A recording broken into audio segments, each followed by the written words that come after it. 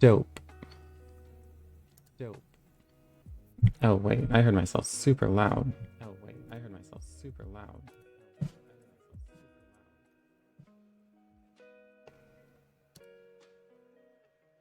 It must be this. It must be this.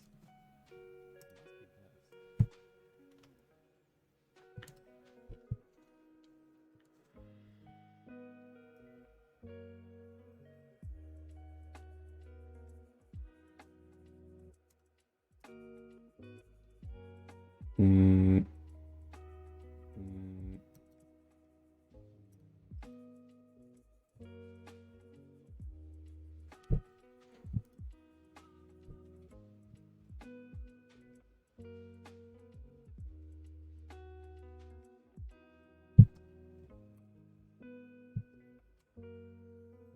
Oh, now I see it was on my own channel on my Windows computer.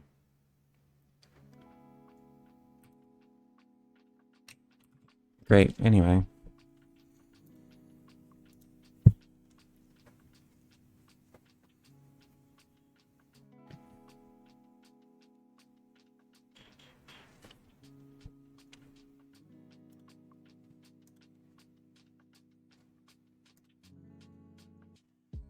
I have pretty much everything I wanted to have for this tutorial. I guess you should push the code, the changes that I made.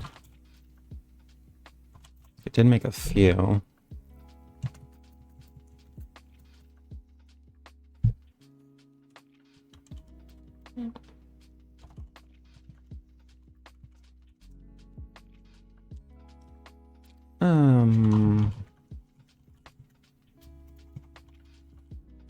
I'll just say that.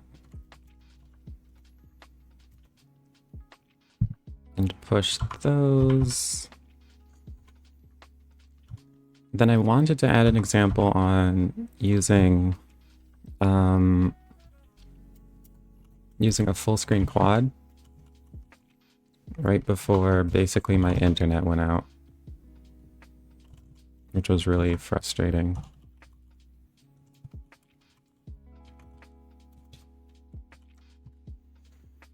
There are already examples here,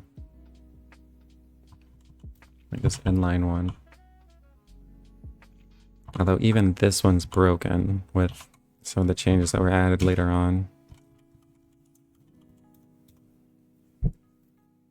Oh wait, it's not broken. Oh, actually I think I know why.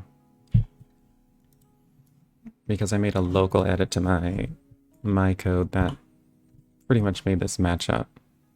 But I think by default this window's too large. And it makes it look like that, basically.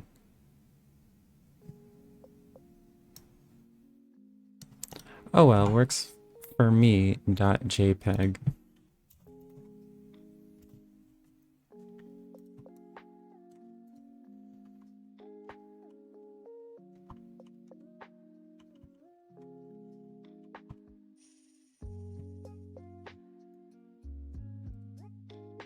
I wonder if it's worth going over all of this.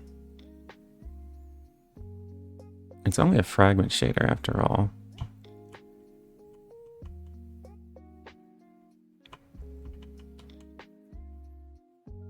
Although this st variable, this is a pretty mysterious name.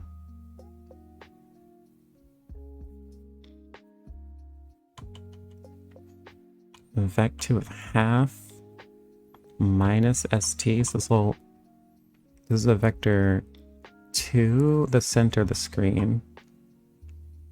It's getting the angle of that with this arctangent y over x. Increasing the angle with time?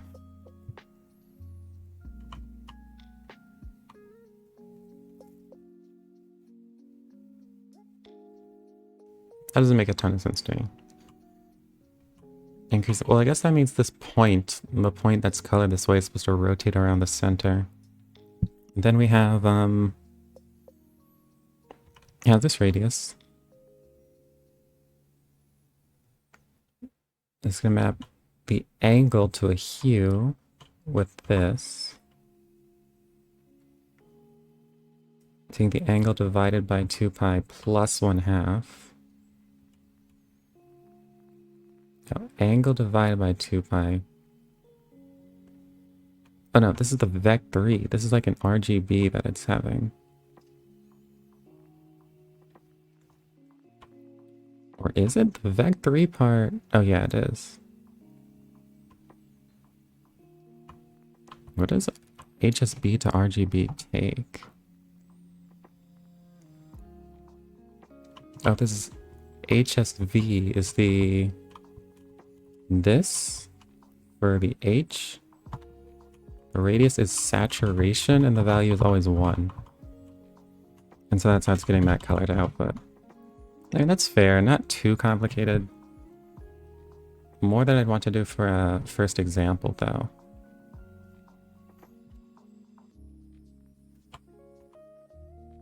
I guess the only thing it needed was this resolution. I wonder if there should be something easy I can find from the book of shaders. Also, I should close some of these tabs.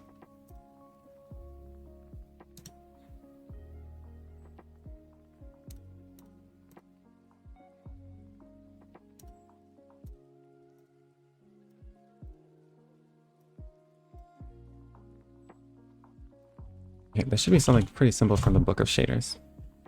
Should be.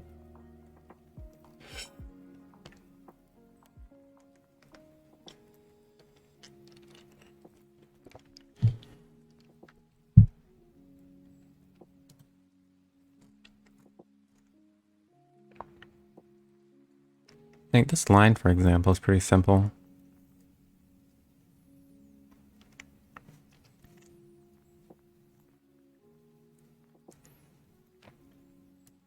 Smooth step 0.2 to 0.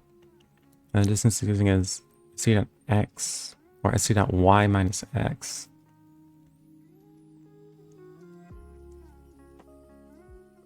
So it's basically looking for areas where this is nearly 0.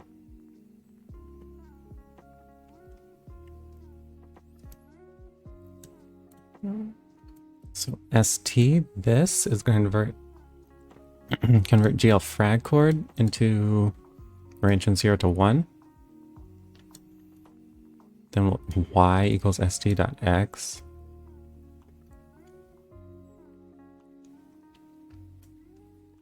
That's sort of confusing. Then it's going to get this color, which is the y part. Get a percent using this plot. And the color it's going to add for the pixel, for the fragment, is going to be 1 minus percent times this color, and plus percent times green.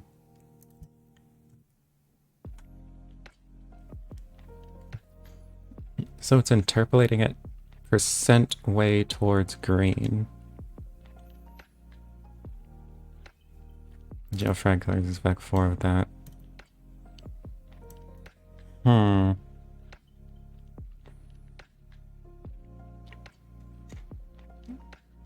wonder why this is taking st.x instead of st.y. What if I change this to y? It's the same. Interesting. Let's see how this does this for a different function.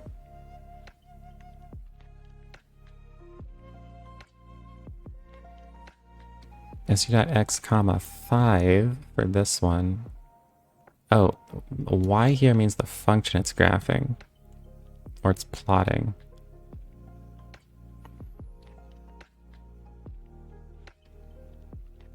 And it's getting a color based on that plot.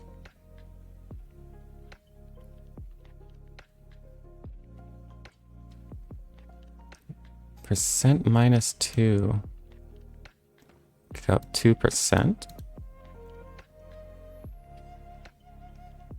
So it's st, which is the current position, y, which is the function. And it's going to say, okay, and it's fading on both sides. It's taking percent -2 to go to 0 and percent to be at 1 for the y coordinate. Then subtracting a smooth step.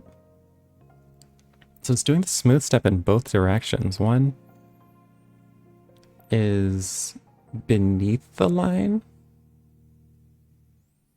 Wait, percent -2. Nah, I don't.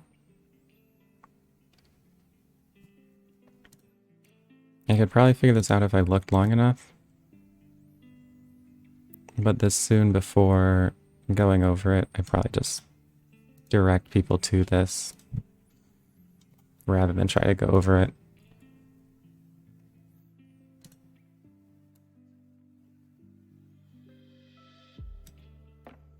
Or at least try to go over it by line by line.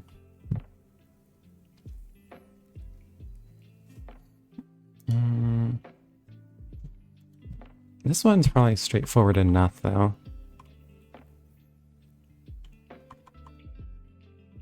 The vector of half minus st. This is fairly straightforward. Although it, yeah, so angle to the center. Let's compute that angle, update it with time.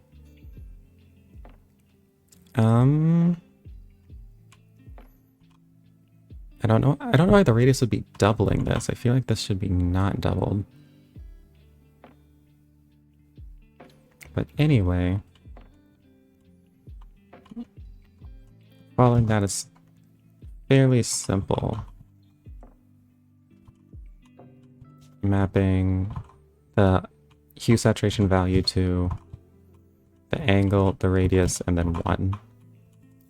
It's not too complicated.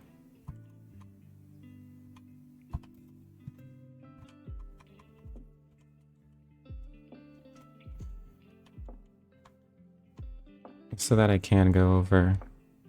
I'd like to go over something a lot more complicated, like my wallpaper background.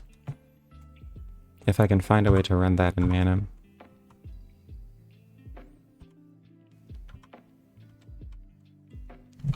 Since it's also just a shader toy, it's basically just this.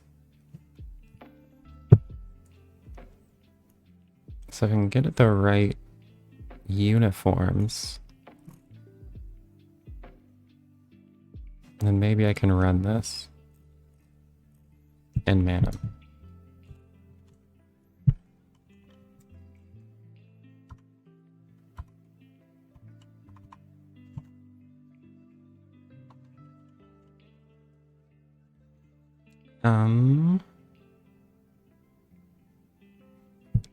I think it would go right after this.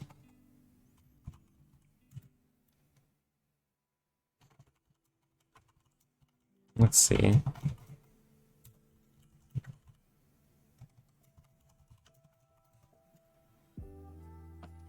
Just paste that code there for now. It's gonna look pretty much like this.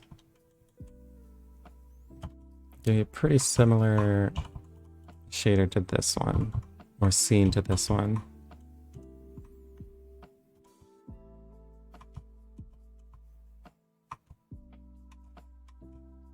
And that's a ton of code though.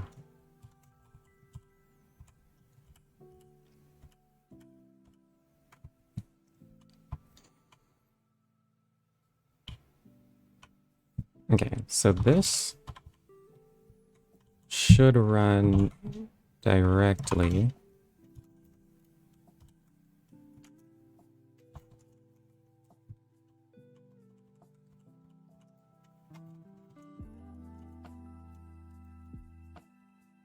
Did I capitalize this? I did capitalize the S.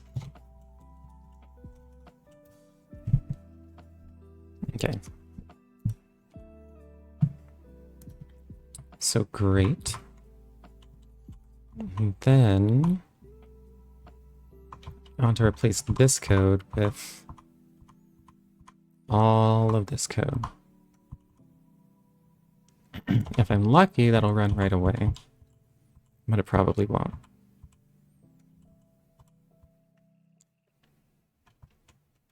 At least modulo some variable changes. So I just dump all of this in here.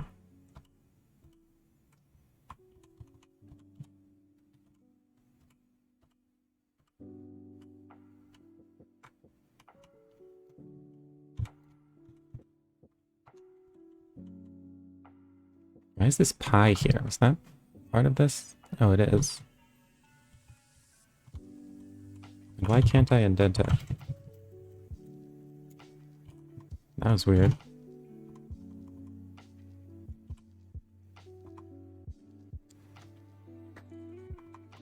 I'm going to assume that I can actually import this full screen quad. And then I'll put the version string in.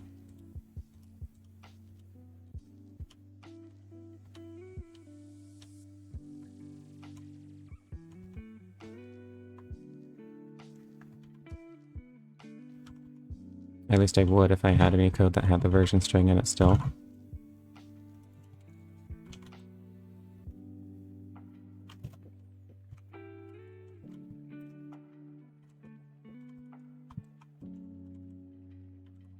No.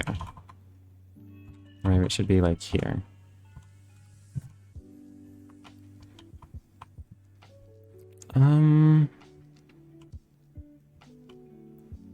So I don't see why any of this math should fail. There might be some uniforms that I'm not passing into this.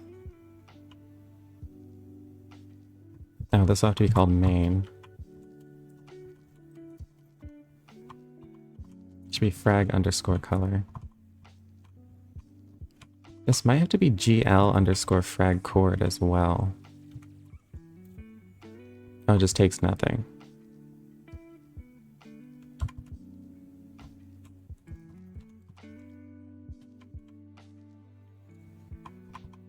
And it's frag underscore color.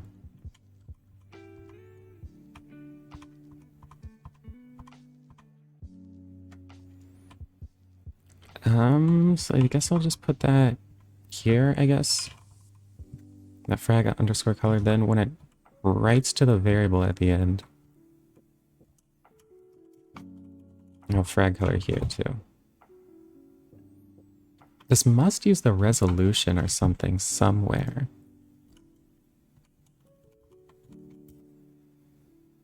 I resolution. Is there I time too? Yeah, it does. But those are the only ones, so it should be a fairly simple substitution.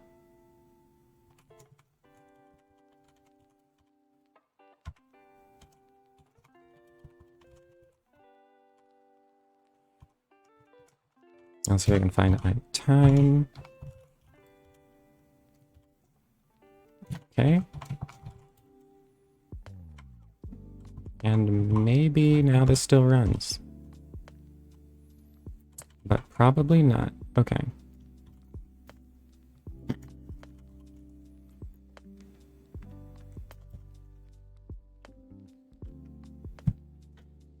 Time used uninitialized. Oh, that's important. Let's see where I used time. Float time here.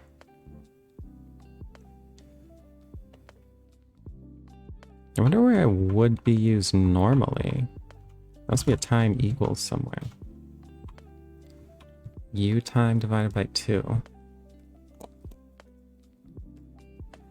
I mean, it's getting set.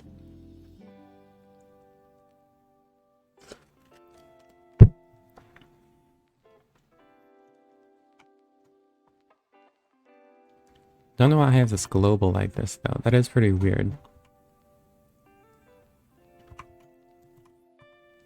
Oh, I have to declare both of those uniforms.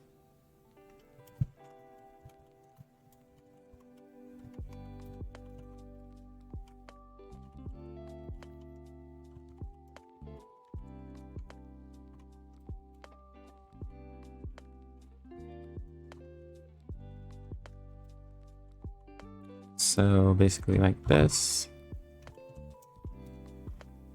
Put both those there. See if this is any better. There we go.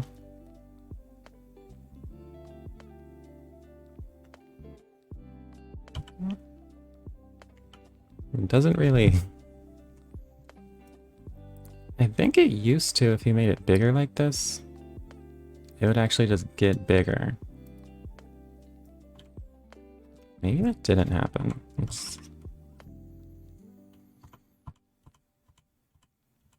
Maybe it just means that the size that you're planning to make it up front.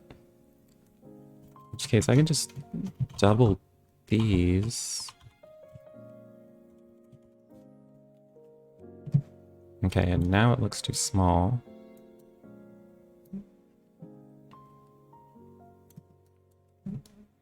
But if I expand that,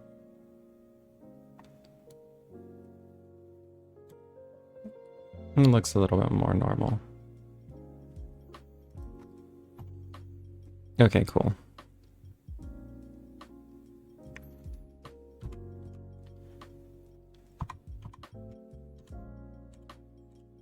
Anyway, that's a lot. That'd be good for showcasing what's possible to do with those quads. I call it background quad.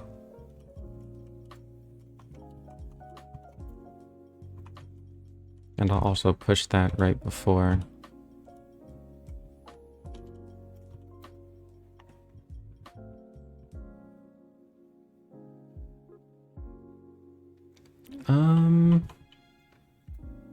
Just probably go right. I should probably move the hierarchical model matrices right after the view visualization.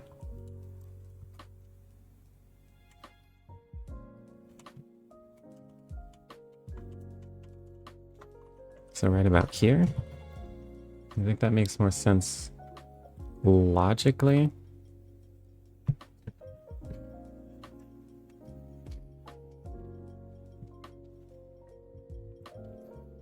How much time? A bit more than half an hour to go.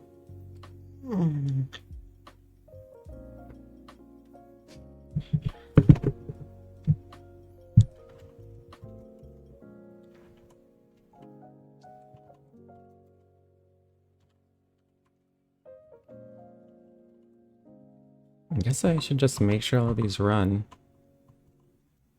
gRPC again shouldn't necessarily be here, but it is useful for testing.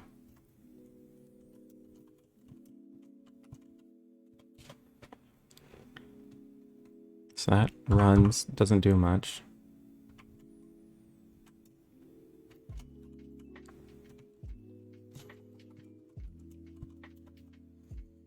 Check out this pipeline code. That's correct. That's correct.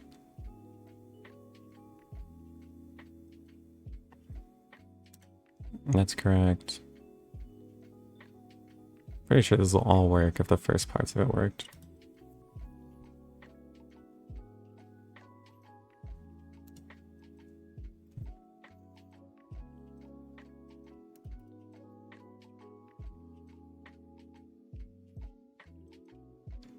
Oh, no, something didn't work. So that's cool. Oh, I think it's because I clicked it twice. Is that why?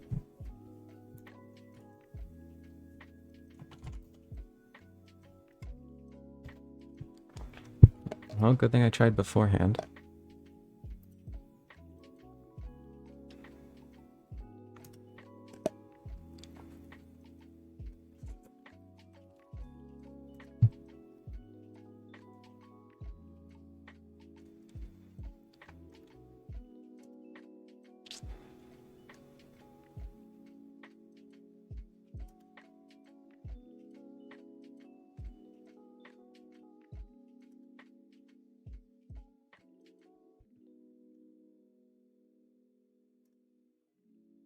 Okay, so that was because I clicked it more than once.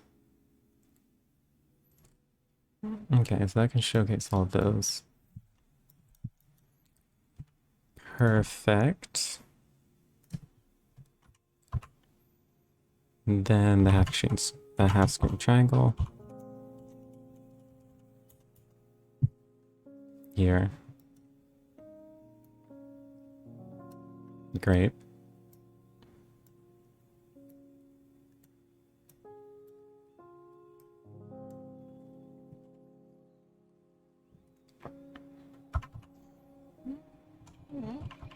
Projection.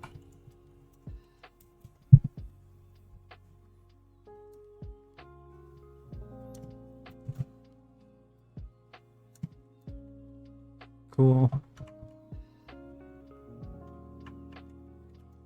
Input types. This is basically just to have something that has attributes and uniforms. But that works. Model visualization.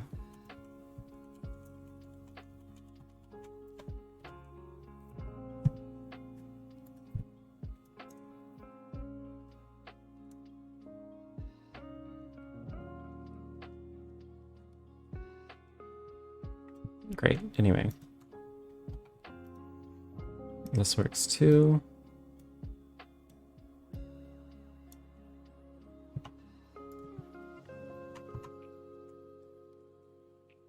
Update mesh, I'm sure works.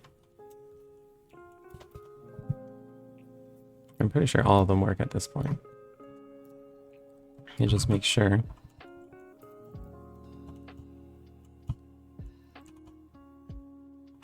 You can switch this with, for example, put a T here. That'll start moving to the side. Negative T here. They're moving down.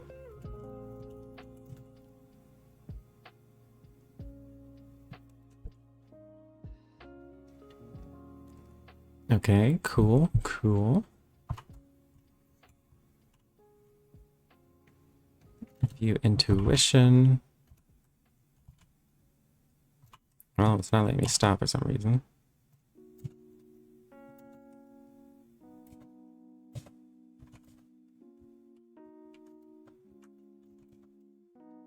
Thanks, Python. Can I close this? Oh, there we go.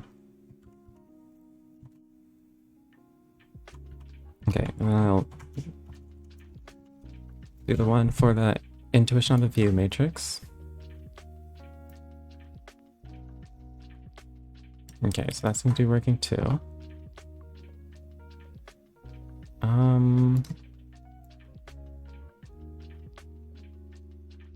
Okay, even the translation works. At least the way I would expect.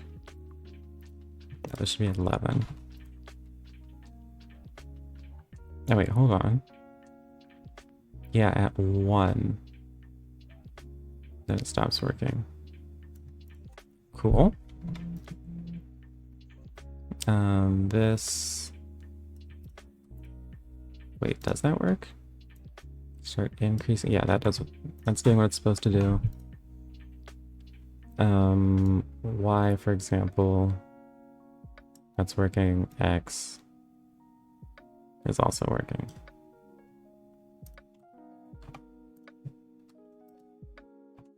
Okay, so this works.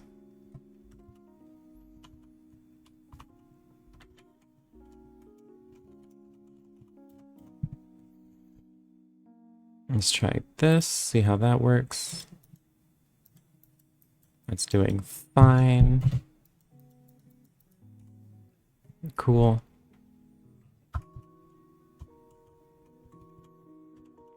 Then the hierarchy.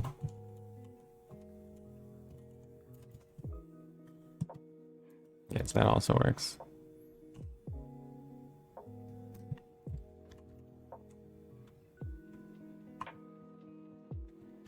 Base-centric interpolation, I think I just went over this.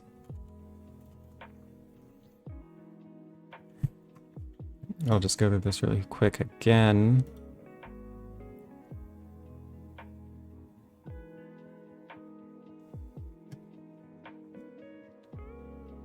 Great.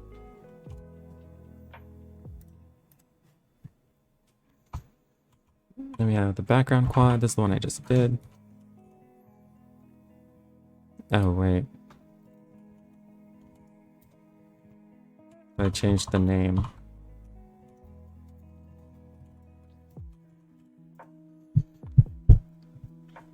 I'll probably want to not... Yeah, by default, it won't double this. For the resolution.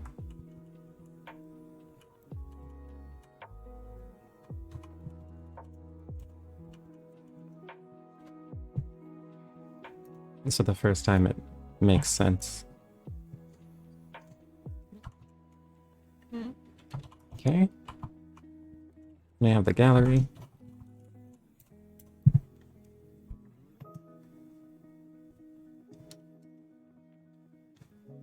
Which is basically just this. Show off the different colors or the different geometries. This is basically also the way to go over lighting, I suppose. Oh, and the normal matrix.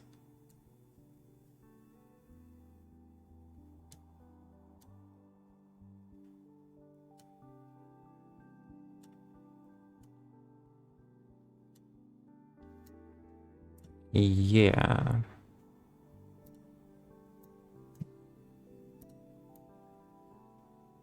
Okay.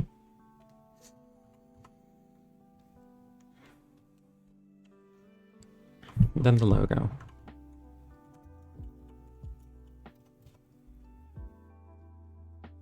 Cool.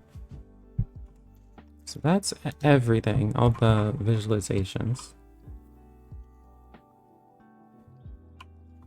I think for hierarchical model matrices, I wanted to see if I could pose this as a question. Update Earth. No, OMG, it's Lostching. Thanks for following. And that actually reminds me, I should find a way to silence those beforehand, just so that it doesn't interrupt me. And I don't know how to do that, so...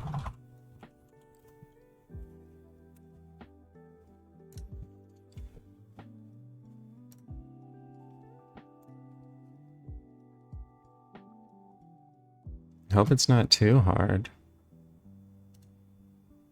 I guess I could just remove the alert box or something like that. I don't think I have to do this on this site. I don't think. Maybe. Especially since I can't even find the settings. Oh, here, follows.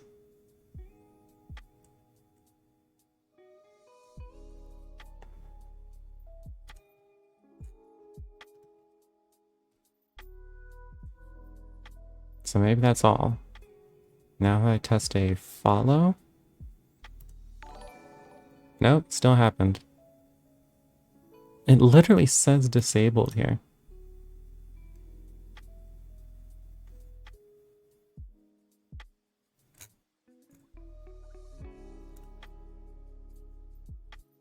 I blame the internet. Maybe I can just remove the box.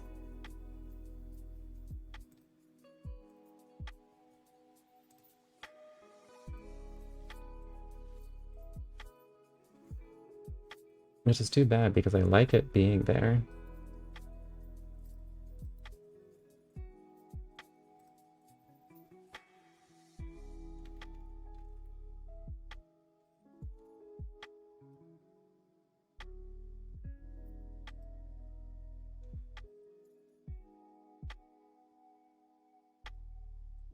Whoops.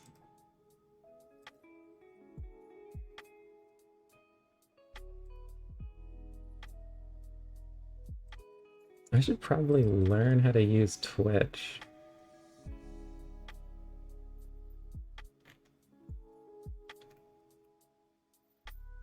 Okay, I guess I just gotta take it out. Then afterward, I'll have to... I should update this to actually, to have custom ones. I'll copy these and then put it on a screen that I don't really use. Like this. Nope, doesn't let me do that.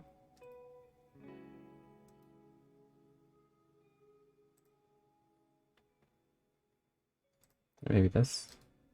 Oh, there we go. I think that worked. It probably didn't. It probably destroyed some random thing. This is why I start this beforehand. I think it did.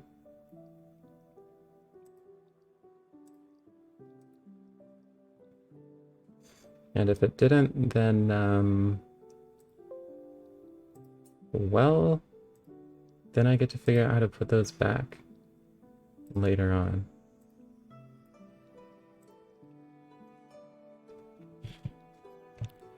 So I guess it means thanks even more for following, because it gave me a chance to debug that.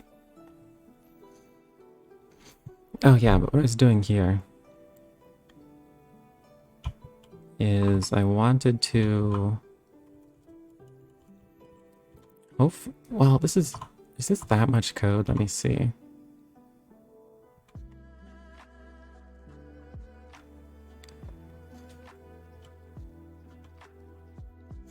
You basically only have to see update sun and update moon.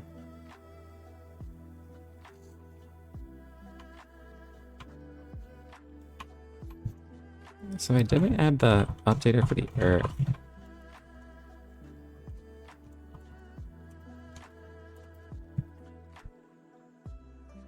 Okay.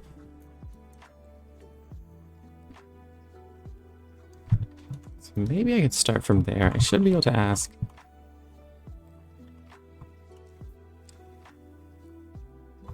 Actually, let me just... If I move all of the add commands together,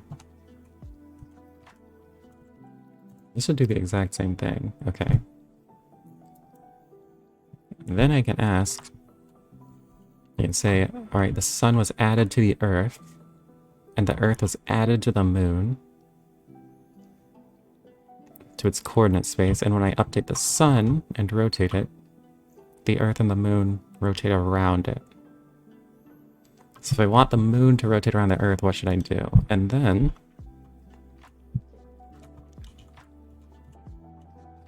I could ask, maybe you'd want to do something like this.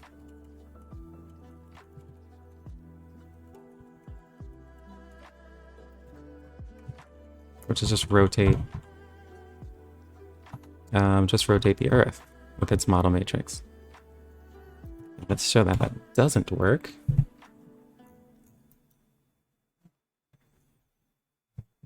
And then you might wonder, why would that not work? And I can say that it's relative to the parent's coordinate space and say, all right, so what we really want to do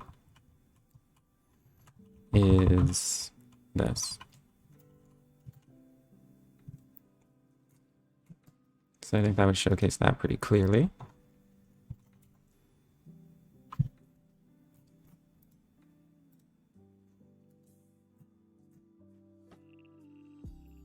Yeah, that code's not too complicated.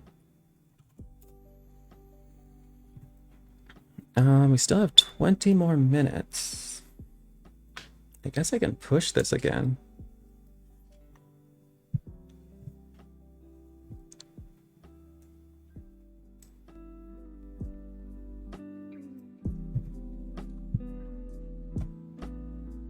I assume my volume's all right, otherwise, I don't know, maybe at least someone would tell me. I hope someone would tell me. Should test out that the tablet's working.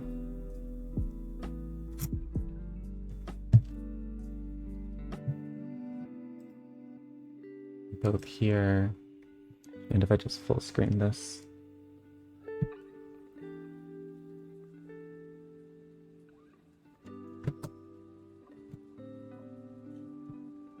What pictures do I have here? I don't mind that complicated. I think the most complicated thing that I draw would be for the transformation, or for the translation matrices. Which is basically a picture like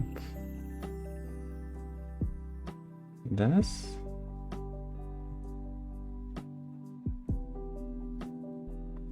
Yeah, I just want to make sure that I have this right.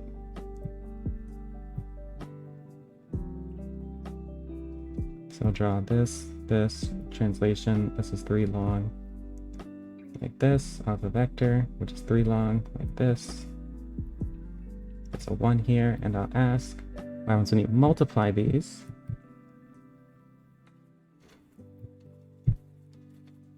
And the way to think of multiplying these is by having this 4×3 matrix multiplied by this 3×1 matrix. And then since it's the identity, you'll get this vector back in the first 3 entries. And then for that last entry, you would just get back to 0. Wait, am I thinking of that right? 4×3. Oh yeah, and the last entry wouldn't be even considered yet, since the last row is all zeros, so you get this. That's for the first part. Then you multiply the second, or the last entry, which is 4×1 matrix, like this, a 1×1. And then you get 1 times this row, and so you get this back.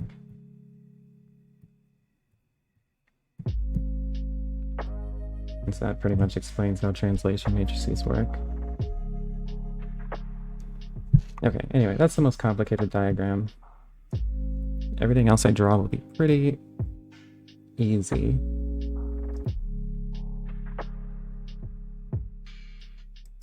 And I can leave that there if I need it.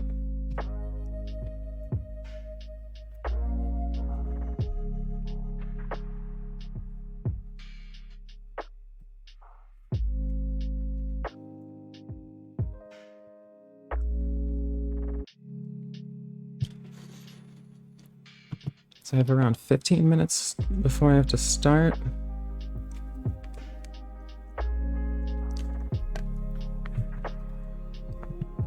Maybe I should tweet about it.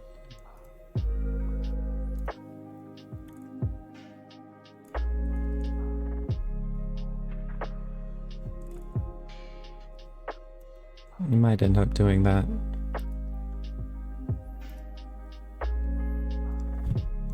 Or maybe I should see if this site works so I can showcase something related to that. I think if I just don't add those lines to it. I forgot what this even does.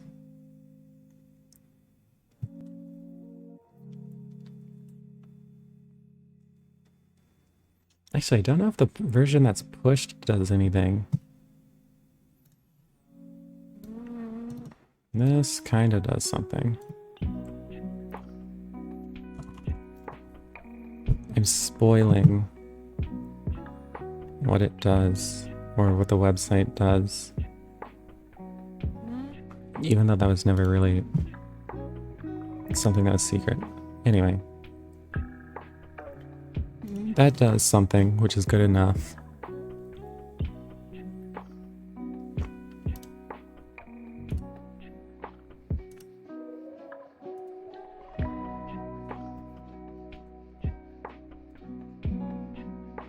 Alright, I'm pretty much ready. I just have to wait these 15 minutes. Hey, Jonathan's1212, what's up? I hope you're ready to learn some OpenGL.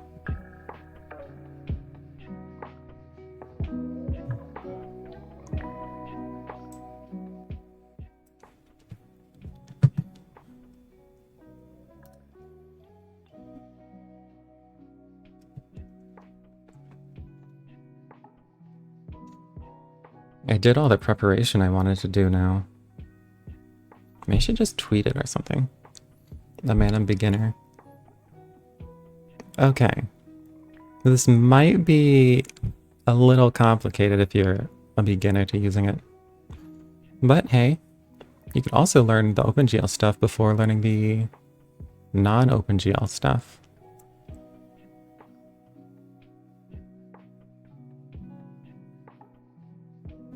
Try to keep up, and I'll try to make it relatively easy to follow. I don't think there's anything majorly complicated here. Conceptually, at least.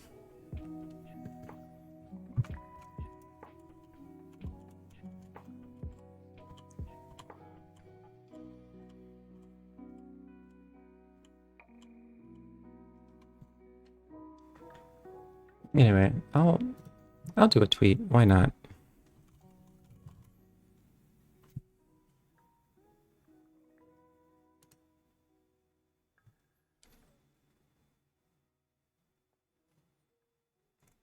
I'll just retweet this.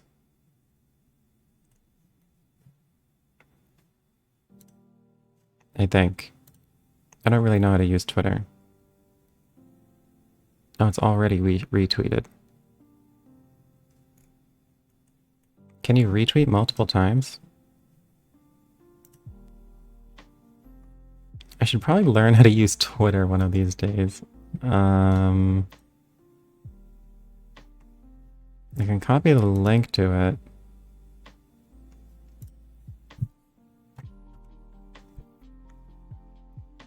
I don't think it needs this s equals 20. I'm gonna out myself as a Twitter noob. Like, if this link doesn't update with an embed or whatever, everyone's gonna be like, why didn't you just retweet it?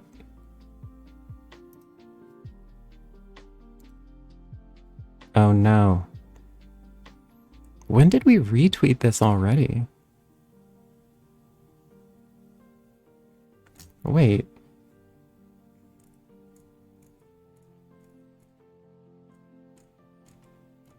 Yeah, I don't actually know how to use Twitter. I guess I'll just link it. And tweet it that way? Or if I reply to it, will that appear? Will people like be notified of that?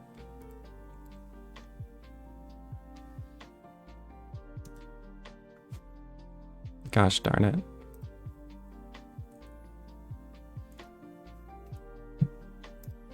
Okay, I'm gonna link it. Don't tell anyone. Wait, I'm gonna search.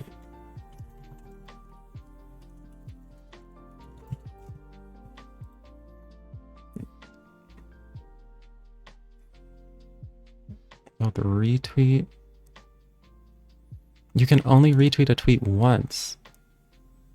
But you can undo a retweet and retweet it again?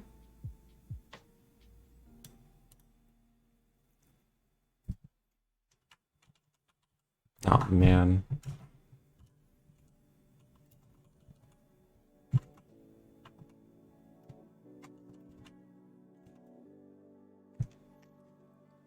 I do not have any conclusive evidence that this is beneficial.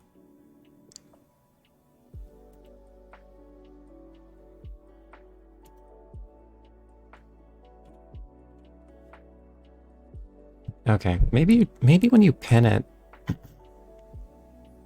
that also retweets it or something like that. But I don't know when we retweeted this.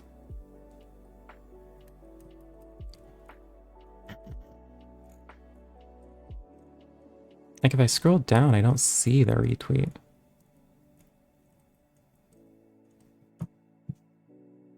Okay, I gotta link it.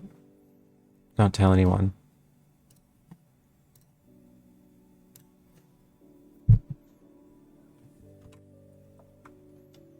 I'll do it without the s equals 20.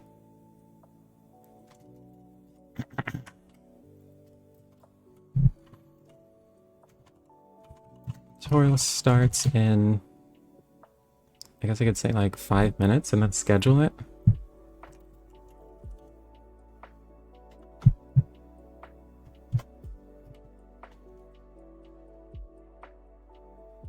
Or I could just wait until it starts and say that it started now.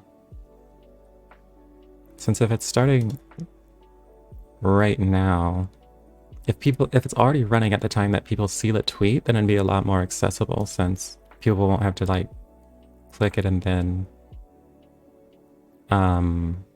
wait. Right? I probably should have figured this out before.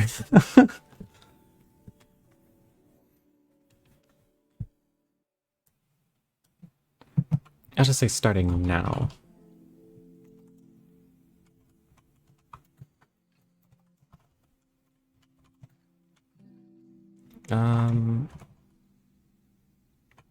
Tutorial on OpenGL with Manim starting now. I'll say the tutorial. And then I might as well link my stream instead of linking the tweet that links the stream.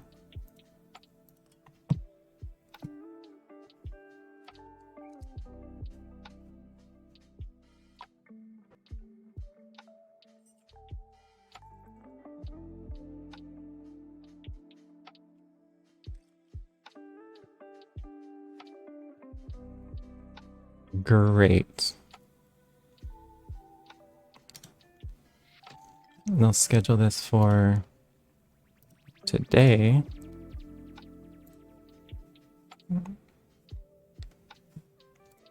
And I'll do 1 p.m. I'll do like 1:03 or something. So then I would have just started.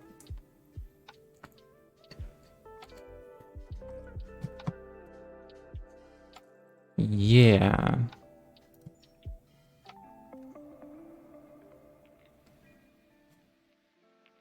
Cool. And I should probably say it on the Discord too. But I can't schedule that.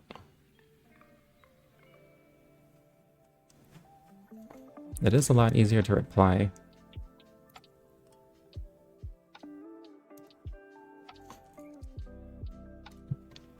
I'll just say the same thing.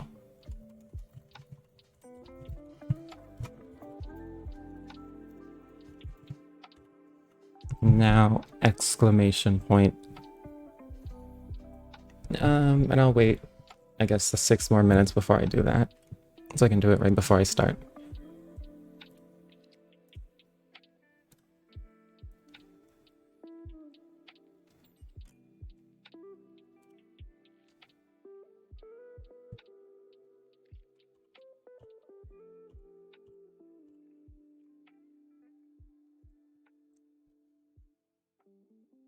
It would have been nice if I could turn off these LSP alerts. But I have no idea how to do it, actually. Also would have been pretty nice if we just figured out these imports ourselves. But alas, we didn't do that.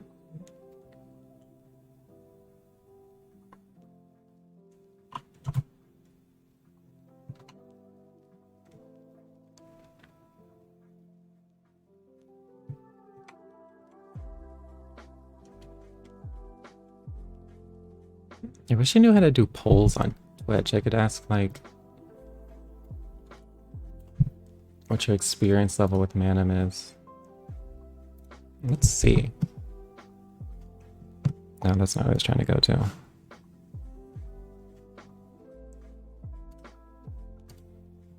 Is it like this?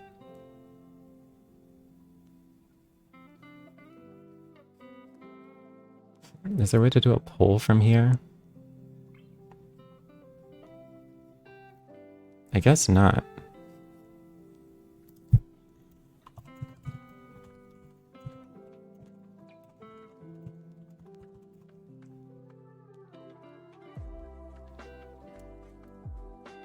Ah, you have to be an affiliate. How annoying. Okay. Well, I guess I can't do that.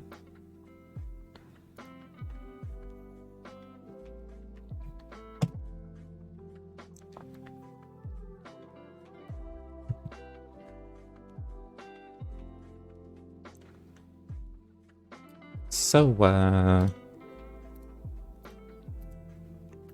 anyone know any good jokes?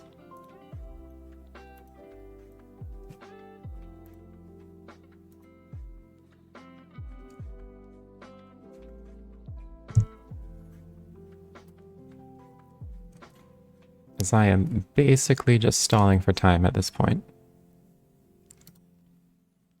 And I'm stalling in a good way. Since I know everything's working now.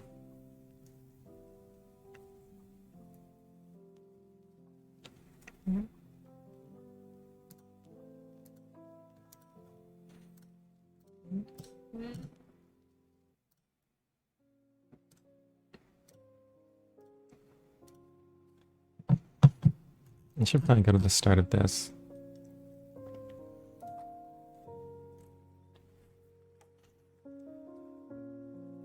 I wish the person who wrote this would finish the book. There's a lot of useful information here.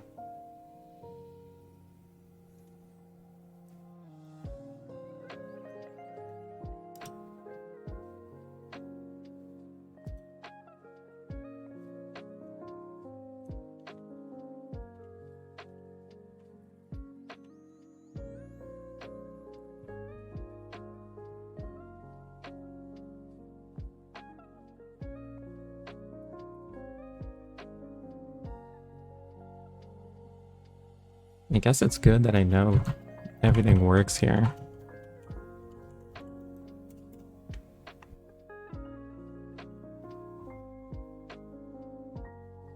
That's a neat visualization. Who is Joe? I don't know who Joe is. Where did Joe come up?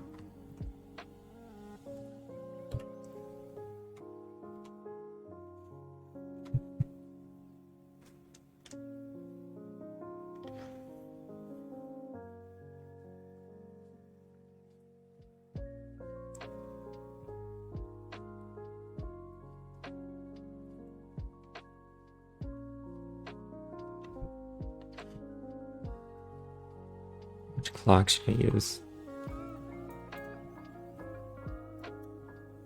Oh, hey, it says 1 p.m. now. Okay, so I'm gonna go on and say this and then get started. And mute this. Don't need that running. For like all of posterity. So I'll go on to and go to my face and say, all right, so thanks for showing up.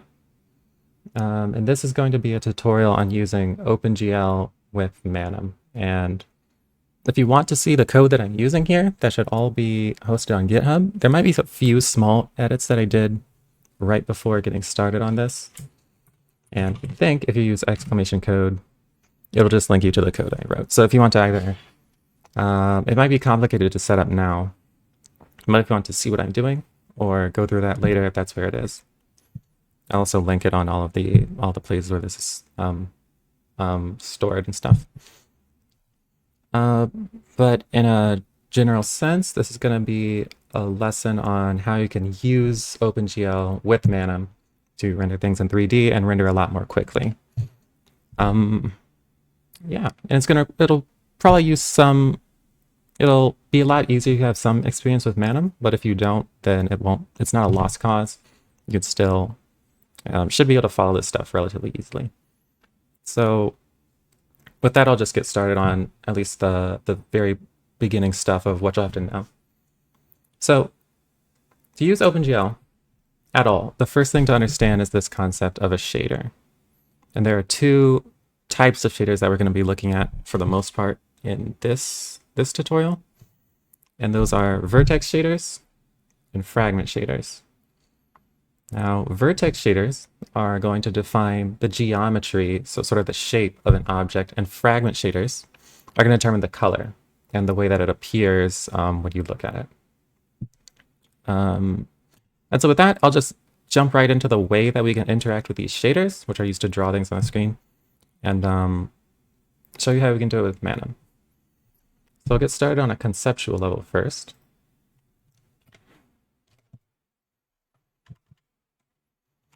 With this scene.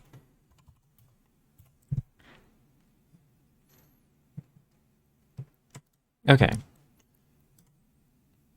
So as I said before, you're going to start with a vertex shader. Actually, I think I can just full screen this. You're going to start with a vertex shader, and a vertex shader is going to take an input as vertices. And vertices, and the way that you interact with them in the code, are going to be a list of data points. And each of these data points will have the same fields, which are called attributes. So for example, this is a list of 3 vertices, and each one has 2 fields, a position and a normal. And so you'd list these out in the code, and then you'd pass these to a vertex shader. The job of the vertex shader is to take these vertices, these data points, and transform them into vertices in the way that we understand them. So 3D coordinates, essentially. So that's the job of the vertex shader. And you can use any computation you want to take that data and output these points. So after the vertex shader, we're going to go through a step called primitives generation. And what this consists of is taking those points in 3D space and using those to generate primitives. And a primitive is essentially one of the things that OpenGL is capable of drawing. So the most common one is triangles, and that's the one I'll be using pretty much this entire tutorial. But there are also ones for lines, and there are ones for points. But this is the point where those are going to be generated from that data. After that goes on, it's going to go through a rasterization step. And rasterization, as this image sort of implies, is taking those primitives and breaking them into pixel-sized pieces, which are called fragments. And so it's sort of like pixelating that shape for the resolution of your screen. So to do that, these will be fragments, and those fragments are going to be passed to a fragment shader. And as I said before, the job of the fragment shader is going to be to determine the color for each of those fragments.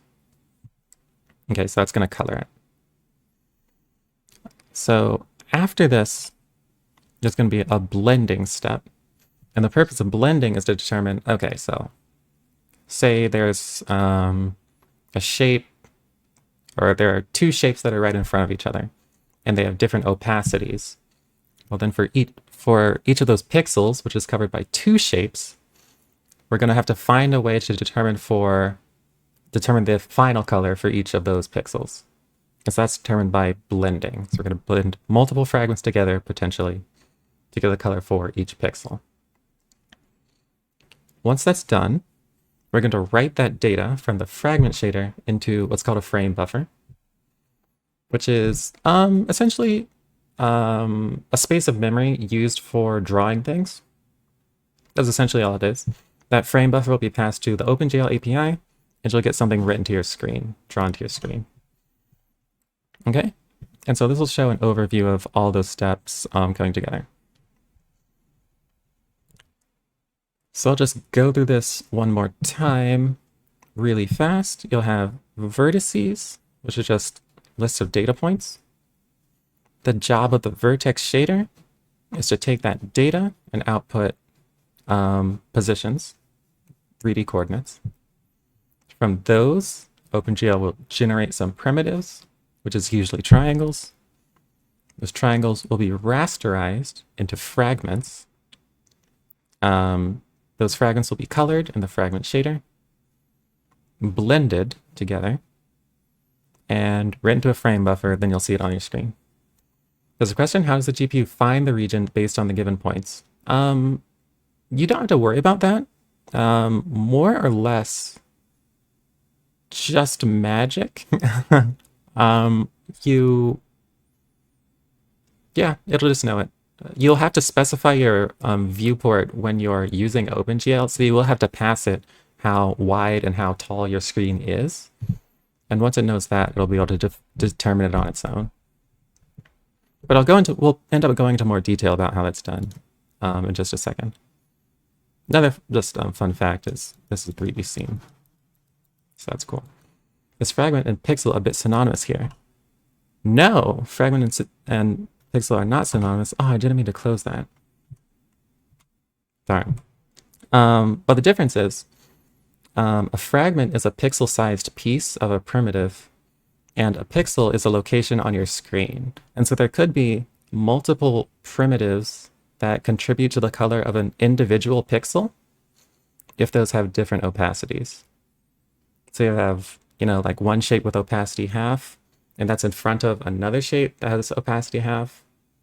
Those then the fragments that are overlapping will be used to determine the color of an individual pixel. So that's the difference. Okay. So that's essentially the pipeline. Now let's get into doing this, or actually using Manim to do this. This is a shader. It's actually two shaders, but it's a shader object, which is something that exists in Manim 0.9. And the way that you'll instantiate one of these is you'll pass it a context, which is essentially a handle to the OpenGL API for your computer. And then you'll have to give it a vertex shader and a fragment shader. So since there's two of these, maybe it would make some more sense to call this OpenGL pipeline or something like that, but this is what we'll use for now. And this vertex shader doesn't do anything special. It just takes in a position. So this shader requires vertices with a single attribute, that's the position. And the way that it specifies a coordinate to output based on that position is by writing to this variable GL position. So this just takes it and outputs it, nothing fancy. You'll notice that it's taking in a vector 3 and it's outputting a vector 4, which might seem a little weird.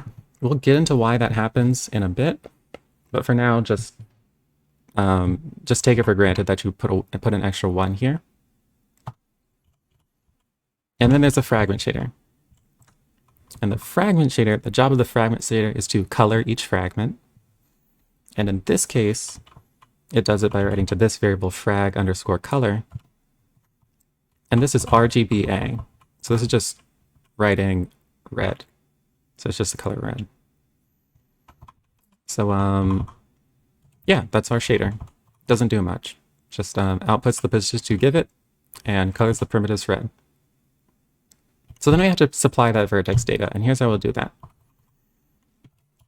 We'll create this NumPy array, and you basically have to construct this NumPy array so that it has data types for each of the attributes that you're passing in. So in this case, there's only one attribute, and so the data type has only position. That's the only one. So this shader doesn't need normals. Now there's a question. And no, this one doesn't need normals. That was just an example to show that you can have as many attributes as you want. But in this case, for this example, we're only taking one. All right, so these are our positions, -1, -1, -1, 1, and 1, 1. Then we combine these together in a mesh, which is another Manim object. And then we just add this mesh to the screen. So nothing super fancy. Won't deal with this stuff yet. I just won't even deal with that yet. We'll get to that in a bit. And before I run this, I want you to take a while, take a little time to think of what you'd expect this to do. So from what we know already, we know there's only 3 points, so it's going to be one triangle, basically. And we see there's -1, 1, or -1, -1, -1, 1, and 1, 1 are the 3 points. So we'll probably expect something like -1, -1, -1, 1, and 1, 1. So that's a triangle. So we'd probably expect to see something like that, and we'd probably expect to see it shaded red. Right? And there's probably more details that'll be there that we don't see right now, but that's generally what we'd expect. So I'll render that. And that's kind of what we see. We see a triangle here. It's kind of oddly shaped. It isn't half of a square. Instead, it's half of the screen. And this is because OpenGL understands drawing things in what's called normalized device coordinates. And normalized device coordinates are these coordinates where it'll only plot things in the range from -1 to 1, and it'll do that in the x and y and z directions. And -1 is, either the left side of the screen or the bottom of the screen. 1 is the right side of the screen or the top. And +1, -1 is just arbitrary. You can't see the z coordinate on a 2D screen, but if things are outside of that range at the z direction, they won't be drawn. So this is more or less what we'd expect. It's just taking into account this idea of normalized device coordinates. Okay, and to see that sum, I can add in this code, and this code just allows interacting with those points. Okay, so I have the same scene again. And now this GUI is updated to let me move these points around. So here's P0, and you'll see its x value is at -1. If I move this to the side, you can see how the triangle changes as the x coordinate of this point is moved. Same with the y coordinate. And we'll get to the z coordinate in a bit. And you can see this for each of these points. Something interesting to note is that these points will only appear if they're in the range from -1 to +1. And if they go beyond 1, they're no longer on the screen anymore. The triangle doesn't disappear or anything, but the parts of the triangles that are outside of that range are clipped off. Now if we get to the z coordinate, so I'll change the z coordinate of P0. When we edit that, we don't really see anything until it passes -1. When it passes -1 or +1, the triangle starts disappearing starting from that point. And what we're seeing is this part of the triangle is moving outside of the range from -1 to +1 in the z direction. And because of that, that part of the triangle is being clipped off. And so that's what you're seeing here. That part is moving outside of that coordinate space, and so it's disappearing. And so that's how this is working conceptually. And that'll happen for any of these vertices that moves outside of that range. Note that there's no perspective. If we stay in the range from -1 to +1, then change the z coordinate doesn't do anything. Because in these coordinates, OpenGL expects that perspective to be handled before it gets to this point. All right. So that is that. So then there's a question right off the bat. It's like, okay, obviously nobody is going to use this coordinate space. There's a really, you can't even draw cubes correctly, because if you draw a cube in whatever coordinate space you're using, and you pass that to OpenGL, it's gonna, stretch it by the aspect ratio of your screen. So the immediate question is, how do I convert my coordinate space, the one I want, into coordinates that OpenGL will understand, which is normalized device coordinates? And the answer to that question is what's called a projection matrix. So this is the next scene. We have, I can never tell if this is big enough. Uh-oh. There we go. This is the next scene. We have, this is the same shader actually, just some more spacing. We have the same shader.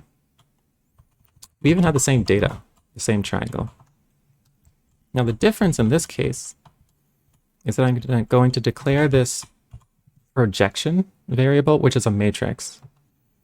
And I'm just going to convert or scale each of these dimensions. So the width, which is taken from Manim, this is the frame width from Manim, I'm going to divide out that width and multiply by 2. And why 2? Well, in normalized device coordinates, the width is -1 to 1, so it's 2 wide. The height is from -1 to 1, so that's 2 high. And it's also 2 deep. So I'm just going to take out the width, height, and depth that I want to use in my space and multiply by 2, which is what OpenGL will expect. Okay, so just following through this code some more. This is sort of just a technical thing. These are row vectors, and matrices are for column vectors. So the way that I transform this is that I take this attributes, I transpose it, so then it's a column vector. Then I multiply it, then I transpose that again, so it's a row vector again.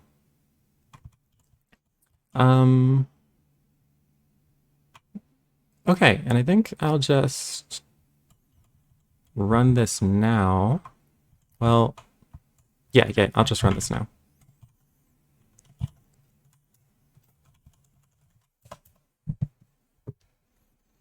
Is a projection matrix based on screen size? I mean, should I explicitly mention the dimension of the screen, or will OpenGL? So there's two parts to this question. The projection matrix isn't based on screen size, it's based on the coordinate system that you have for your scene. So you can choose your own coordinate system depending on the project you're doing. And regardless of what you choose, you'll have to transform that one into Manim's coordinates.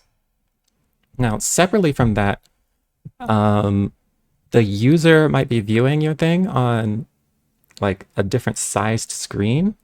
And so you'd have to take that into account when you're either determining your space or thinking of how you want this to appear.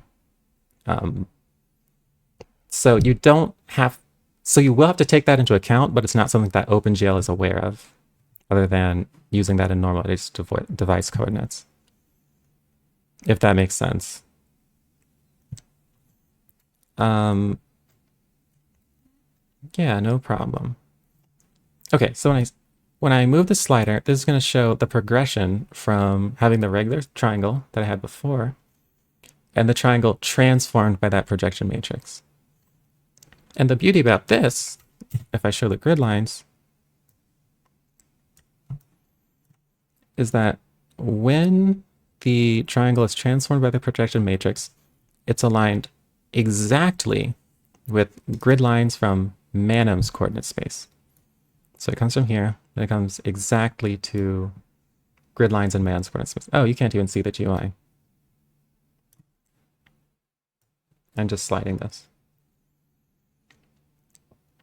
And so that's great. Now we see something much more close to the picture that we were expecting. The half of a square.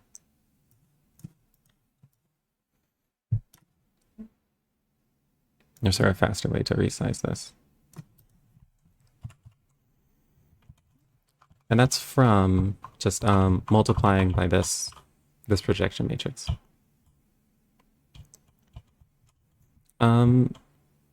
Yeah, so that's great. Now we have a way to anything that we want to see in OpenGL.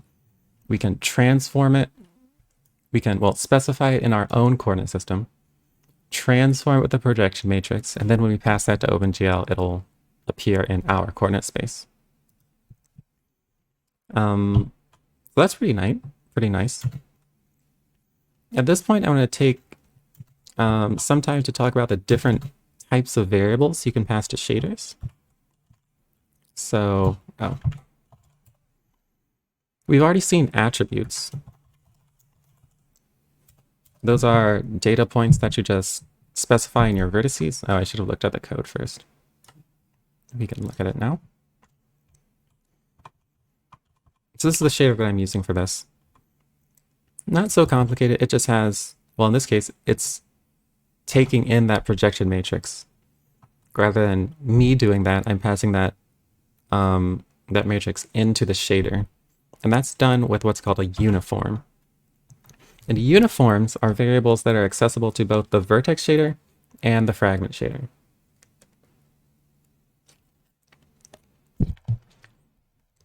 It's especially useful for projection matrices,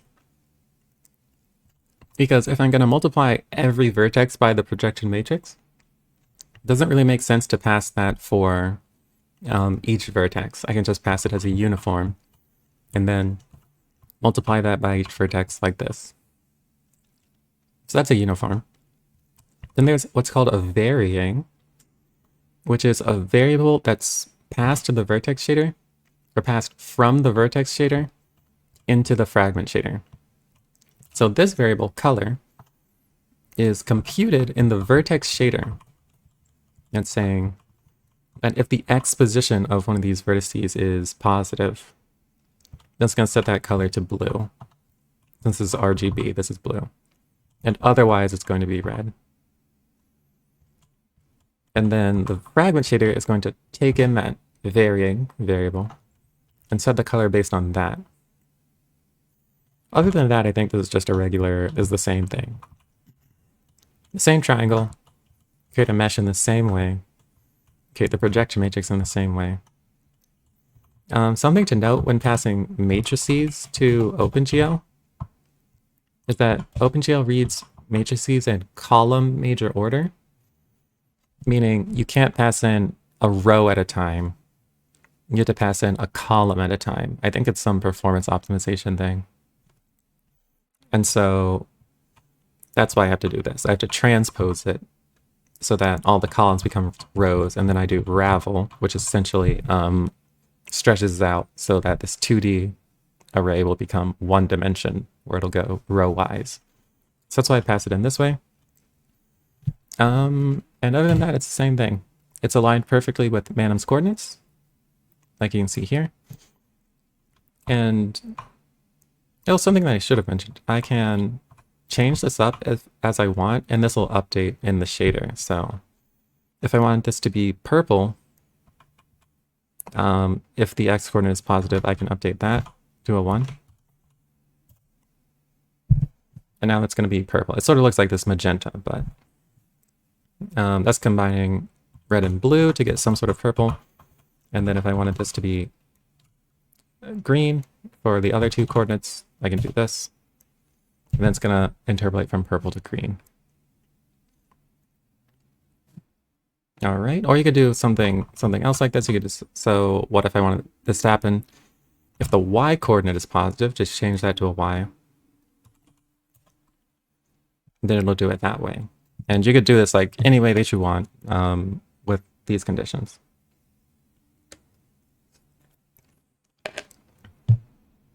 Great. And so the purpose of this is just to show that this shader is using all three variable types: attributes and uniforms and varyings.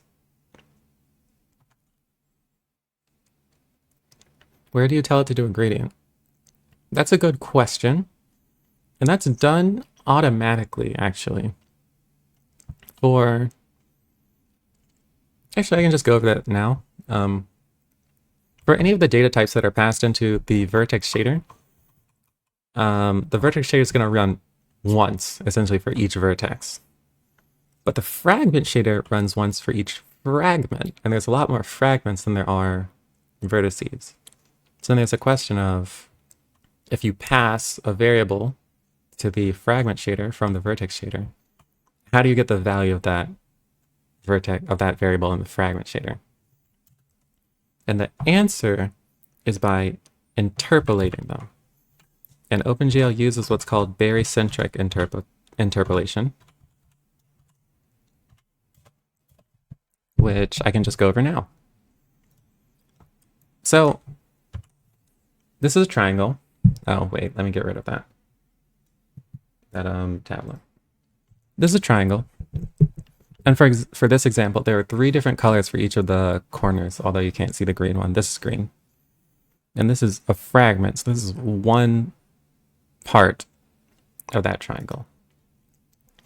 And the way that we determine the color for this fragment is that we'd compute these areas, since this fragment divides this into 3 triangles which have 3 areas. Then we compute these lambdas. So lambda, oh, well, it's just going to tell you the whole thing.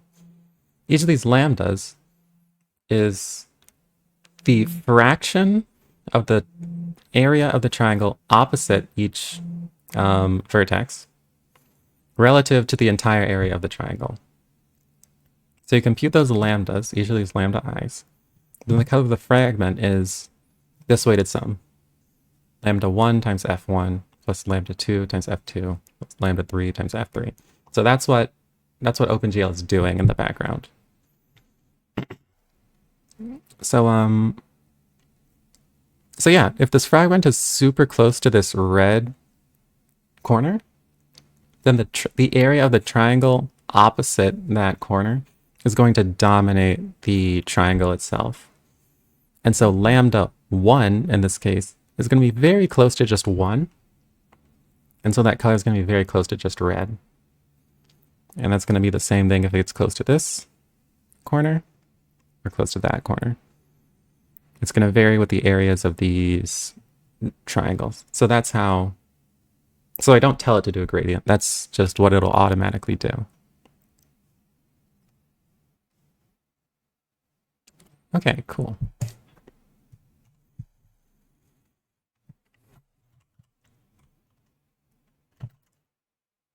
Okay, so that went over attributes, uniforms, variance. We went over barycentric interpolation early. Thanks. So now let's get back to this idea that we had before of using a matrix to transform a mesh. So we had this idea of taking a mesh that was in the wrong coordinate space, using a matrix to move it into the correct one. So now we have this next question of, all right, if we wanted to move around one of these objects, how would we do that? It's like, well, there's this one idea, the natural idea, is we could just take these positions if we wanted to like move this to the side and just add 1 to them. So fun fact, attributes are not writable. So I'm just going to declare a new vector.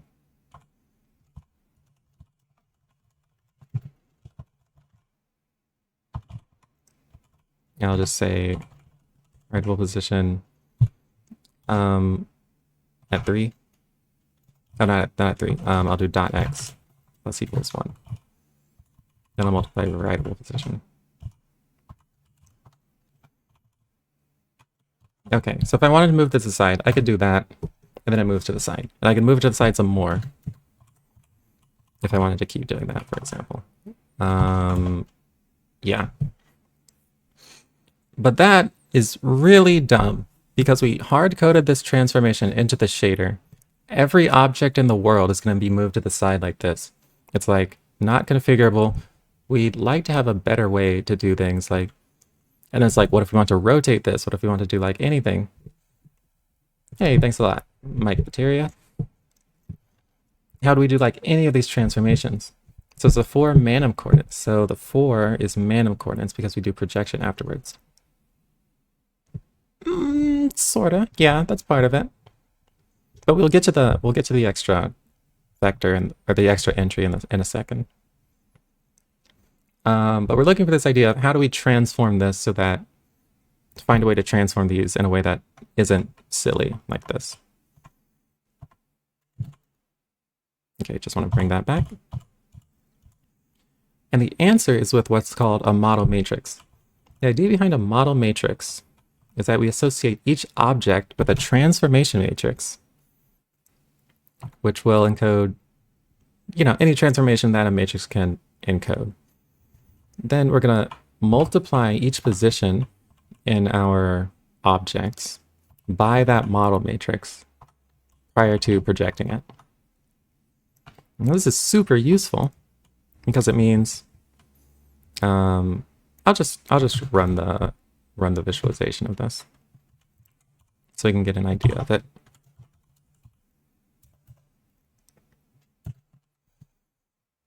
Yeah, this is super useful because it means if we want to transform an object, all we need to do is transform its model matrix. So this rotation for the Z component, I can move this, and this object will just rotate on its own. And the reason for that, well, not on its own, but the reason for that is that I'm updating the model matrix. And the model matrix is being used to transform each of the positions in this object. And I can do that around the y-axis for pretty much the same thing. Around the x-axis, I can scale it. And interestingly, I can even translate it. Okay, so I can get into, I can get into what the code's doing. Basically, I added this updater, which is, it looks like it's too long for you to see it.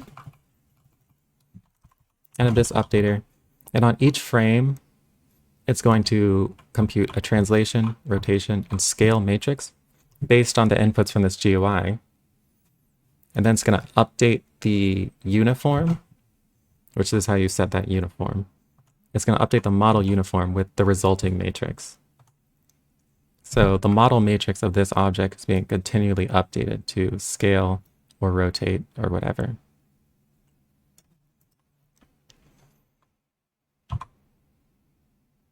Yeah, and then I'm passing in the projection matrix just like this. Model matrix is initially the identity.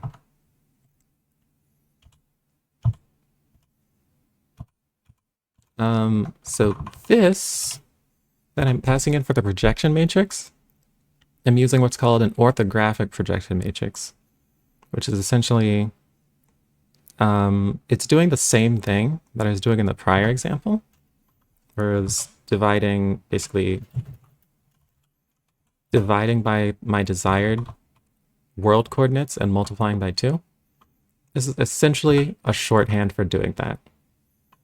And this near and far is just determining the depth, how far in front and behind in the Z direction I want this to go. So this is essentially just a shorthand for what I was doing before. And with that, we have model matrices. Something interesting to note, these model matrices, all of them, are just transformation matrices. So if I look in the Manim code,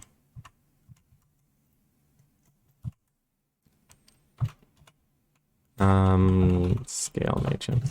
Okay, so this is Manim code, and this is the code for the scale matrix. And it's essentially just taking what's almost the identity and then scaling the X, Y, and Z components. But not this mysterious fourth component. If you want to see the rotation matrices, well, it's combining X, Y, and Z rotation matrices. And these are just, well, this one is basically just the rotation matrix that you learned in high school.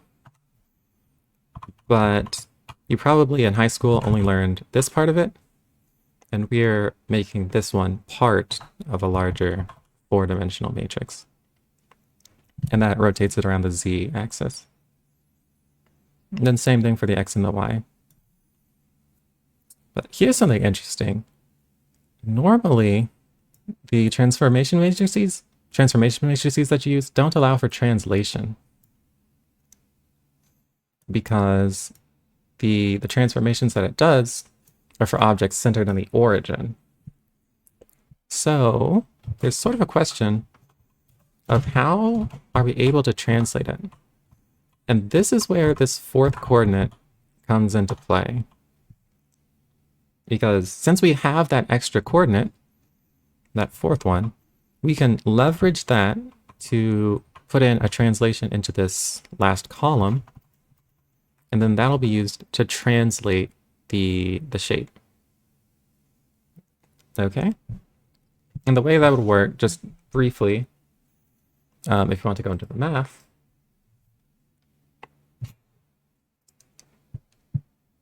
I'll just clear this, is I will have this matrix, which is a 4x4 matrix. And this will require a little bit of linear algebra knowledge. But if we have just the identity matrix here and it's size 3, and then here we have some translation vector, which is also size 3. Here we have a 1 and here we have zeros. So this is the translation matrix. Then we're going to multiply this by a vector that has this extra entry for a 1.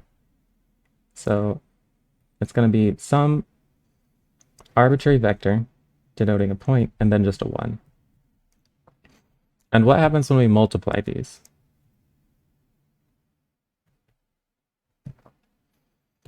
Well, we can split it up, and we'll first get a multiplication of this 4x3 matrix, and we can multiply that by this 3x1, sorry, matrix, and what will we get? Well, we're multiplying this vector by the identity, so that's just going to be the same vector back. And for the last entry, that's all zeros in that row. So that'll end up being a 0 when we only do this part of the multiplication. And then we'll have to do the rest of the multiplication. Oh, this is too long. This is the 4x3. Then we do the rest of the multiplication. So we'll do this 4x1 and multiply by just this. And this is obviously just a 1. And so we're going to get back the translation vector. And then we're going to get back this 1 since it's here. And so the net result is that we've effectively added this translation vector to the initial vector. And this is such a useful concept that in order to be able to do this, we add this extra 1 to every single vector, or every single position. And we add this extra row and this extra column to every single transformation matrix because it's that useful and that easy to be able to translate things this way. So that's the way that the translation works. Cool.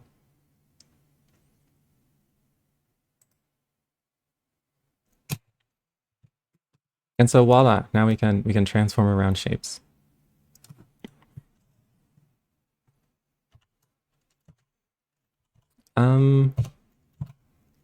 You put this little scene together. Do we ever change the projection matrix to object, or is it the same across all objects in a scene?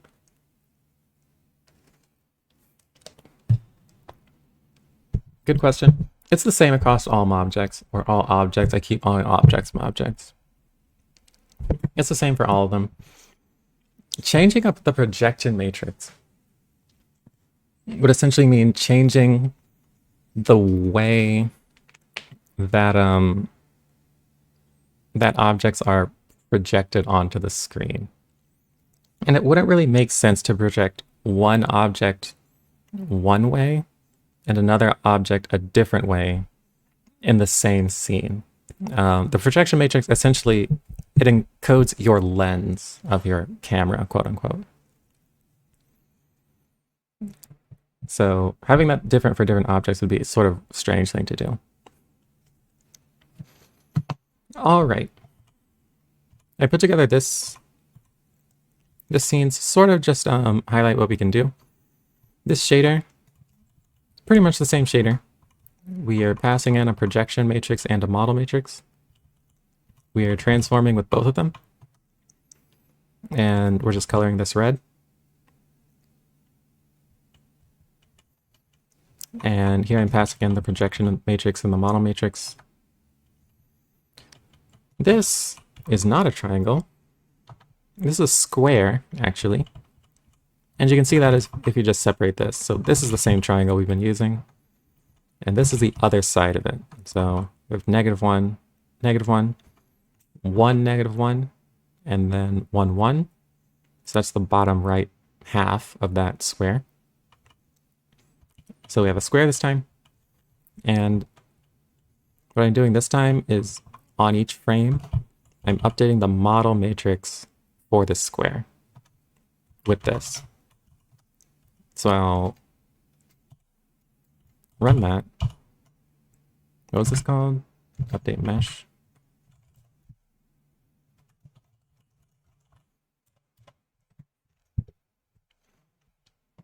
Cool, so this isn't doing anything. T3 changes the translation, and I3 controls the rotation of the vector. Matrix is basically a relationship between the new position and the old position. I don't think his question was related to translation matrices. I think it was more related to projection matrices, but that's essentially true. The way you described that. Okay, so this isn't doing anything. If I wanted to just see the way that transformations affect the shape, I could, for instance, put a T here, and this is moving with time this way. I could do this in the X direction and the Y direction. It'll do that. I can see how scaling works out, or this will be stretching. And I'm surprised that didn't crash, actually. Actually, I know why that didn't crash. If I put a 0 here, I think it would crash, but I started at 0.1, not 0. They should scale it in the X and Y directions. Quote unquote shearing is like this. I don't know how it works that well, but if you really wanted to, you could download this code and play around somewhere with this. This essentially just shows you the way that transformation matrices can update your mesh. Is this what is happening under the hood if I call animate.shift in Manim via OpenGL render? Unfortunately, it's not, and I wish it was, but it isn't. The shift function is essentially a legacy. I don't know if legacy is the right word, but it just adds 1 or adds whatever the shift value is to each of the vertices, which is less efficient. If you have an object with like 1,000 vertices, right, you could add a vector to each one of those vertices and that'll work. Or you could update the singular model matrix. You could just update the model matrix of that object and that transformation will happen on the GPU. It'll be super fast and it's basically better, but that's not what happens with animate.shift right now.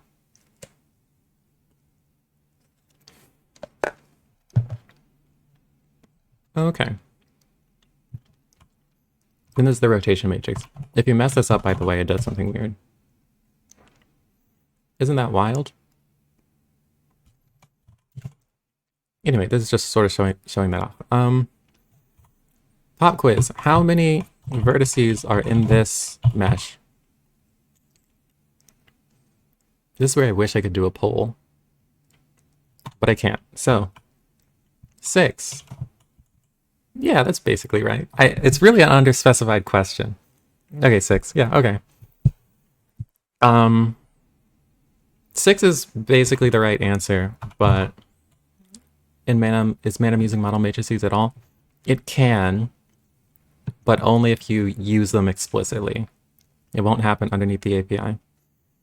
But you'll notice this vertex and this vertex are, well, they're the same vertex. They're the exact same data in each entry. The same thing with this vertex, this vertex. And so we have these vertices, these exact same vertices that we're passing to the shader twice. Doesn't really matter in this case.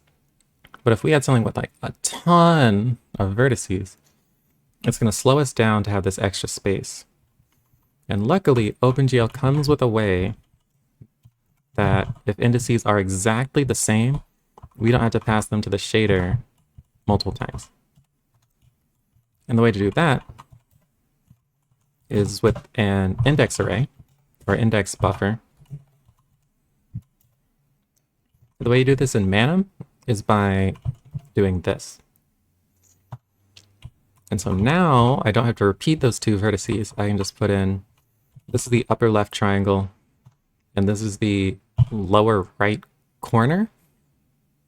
And then it's going to share the rest of the vertices.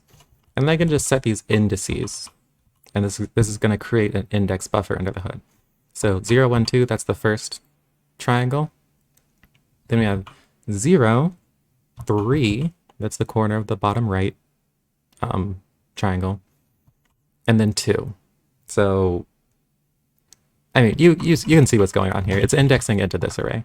So I can run it this way. You're going to see the exact same thing. But this time, I'm saving those 2 points.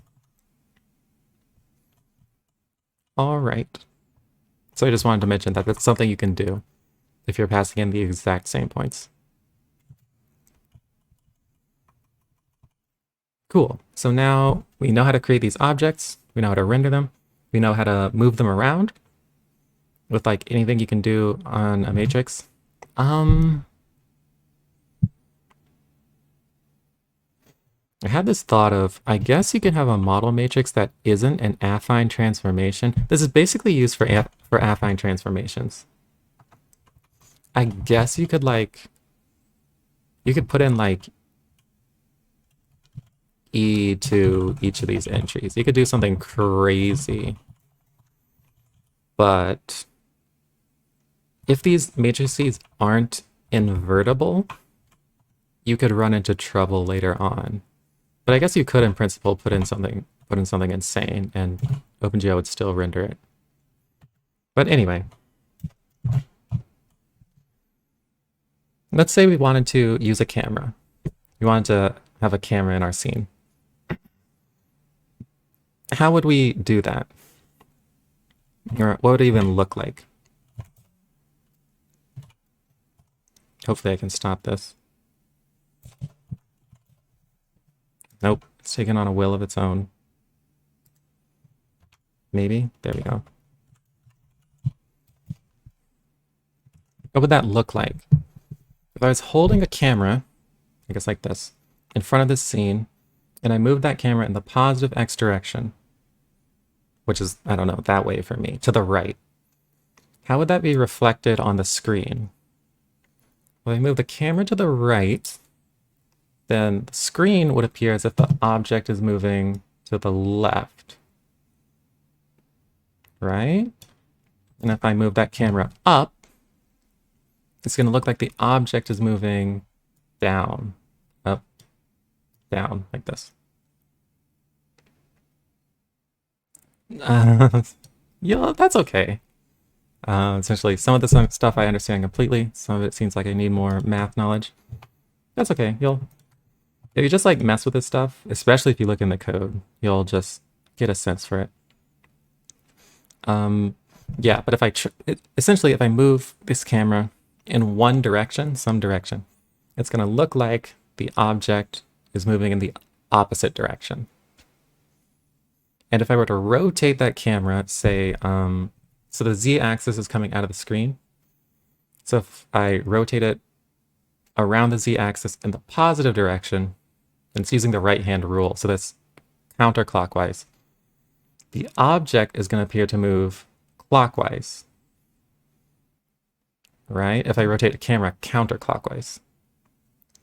So it seems like the pattern here is that any transformation I apply to the camera, I want to apply the opposite transformation to each object in the scene. And in fact, that's exactly what we do to represent a camera. So this is our shader. We have another matrix. You can never have too many. Then we have a model matrix, a view matrix, and a projection matrix. And for each position, we're going to transform it by the model matrix, and then the view matrix, and then we'll project it to the screen. It's like, okay, so what does this view matrix do? Well, the view matrix represents the camera, and since any change to the camera, or for any transformation to the camera, the opposite seems to happen to the objects.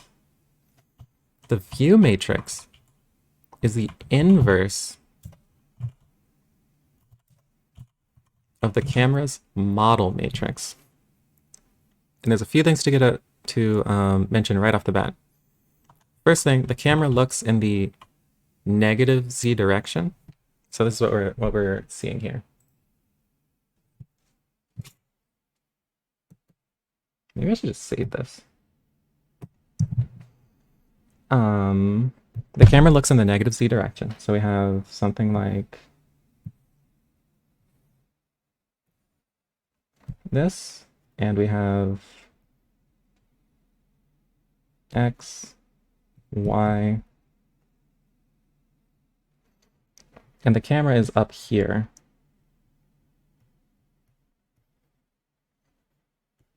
It looks in the negative z direction, because this is the negative z direction. And this is a right-handed coordinate system. You should be using a right-handed coordinate system, so z is this way.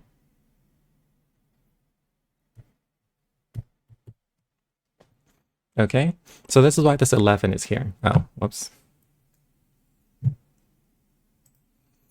This is why this 11 is here, because I'm putting the camera 11 up this way. It's looking at the negative z direction. So that's what this is. And you'll notice that now for the orthographic projection matrix, I have a near plane, I have this entry near, which is 1, this entry far, which is 21. And the reason for that is so that here's the camera. Here's the camera. It can only see things between this space, or between this plane, 1 in front of it, and this plane, 21 in front of it. So essentially, this means the depth is 20. Okay, so that's what these settings are. Other than that, we have the same, our trusty triangle. And what's happening on each frame is this time I'm taking the camera's model matrix, which is the product of that translation, rotation, and scale. I'm inverting that, and that's what I'm passing into the view matrix. Okay, so the view matrix is exactly the inversion of the camera's model matrix. Okay, and so now let's see what happens. If let me clear that. If I move the camera in the positive x direction, actually, wait. This is the model scene. I was thinking, oh no, not this one.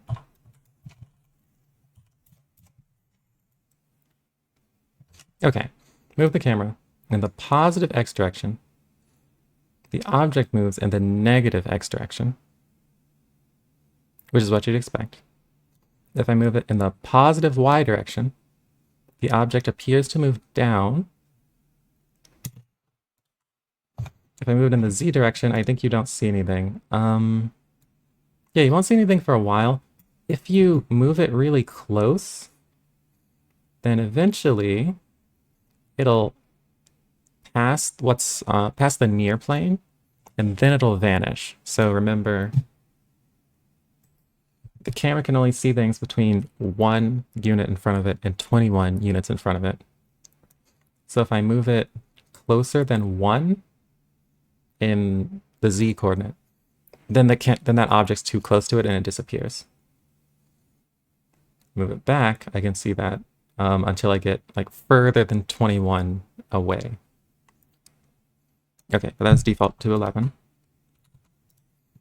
If I rotate the camera in the around the x-axis in the positive direction, Well, the x-axis is going to the right.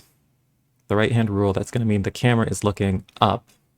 So I'd expect this object to go down. And that's what I see when I increase it in the positive x direction. And these other things, for example, the y-axis going up, right-hand rule, if I rotate that in the positive direction, I'm going to be looking to the left. So I expect this object to go to the right. And that's what I see. And so on and so forth. Z, that's me rotating the camera around the z-axis. You can scale a camera. Doesn't super make sense, but you can do it. Also, if you put it to 0, it will crash. So I'm not going to do that. And the reason it'll crash is because you have to invert this matrix. And if you put the scale to 0, it'll become singular, and you can't invert it, and it'll just crash. Scaling a camera doesn't super make sense. Oh, you couldn't see the GUI. That is how I was scaling it. Scaling a camera doesn't super make sense, but it works out mathematically. You could also do like other weird stuff. You could like exponentiate the view matrix or something crazy like. Actually, I guess not. It has to be invertible. Like you can do any invertible thing you want to the view matrix, and then that'll work out. Is the model matrix always invertible? Unless you put the scale to 0, yeah. The model matrix basically is usually only used for affine transformations, which are invertible. It's very obvious when they're not invertible. Like if you put the scale to 0, I'll just do it. If I put the scale to 0, this will crash. Oh, hey, it didn't crash. Oh, there we go. And get the singular matrix. But if I like translate it really far or I rotate it a lot, that'll never crash. It's pretty obvious when this does and doesn't crash. Let me see if I can... Unless you're doing something like really crazy, that won't happen. How does the camera capture other objects in the scene? I would just add other objects. So... That's actually a good question. For each object that we pass to the scene, we'll have to also pass in the view matrix. So I have this mesh. I should be able to make another mesh like this.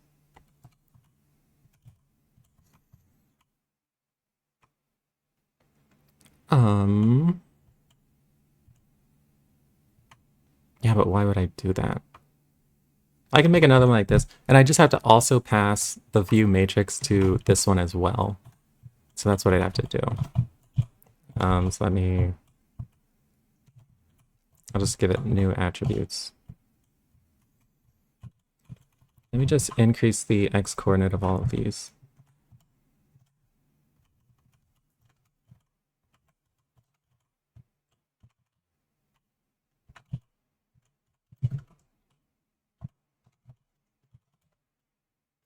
Okay, so now I'm not updating the second one, and I move the camera. Oh wait, they're sharing the same shader. They're sharing the same shader, and so I am automatically updating it. Okay, well I don't want to write a new shader, but that's what you do. I guess it's especially easy if they share the same shader. You don't have to do basically anything at all.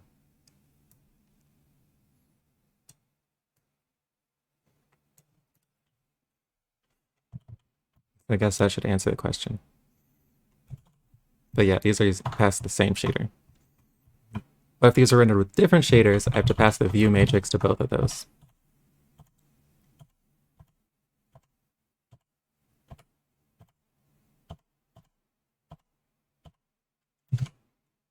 Cool.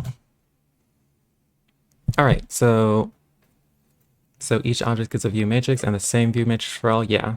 Also the same projection matrix for all, pretty much always. The only thing that changes between objects is generally the model matrix.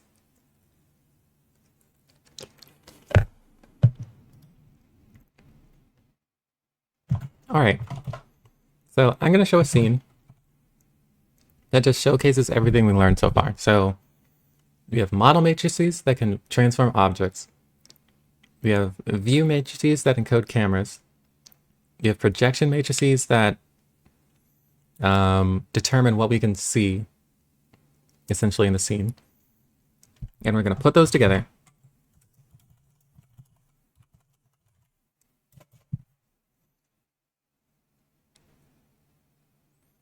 And it's going to crash. Just kidding. Okay. That's a pretty cool scene. We have our trusty triangle. He's grown up a bit.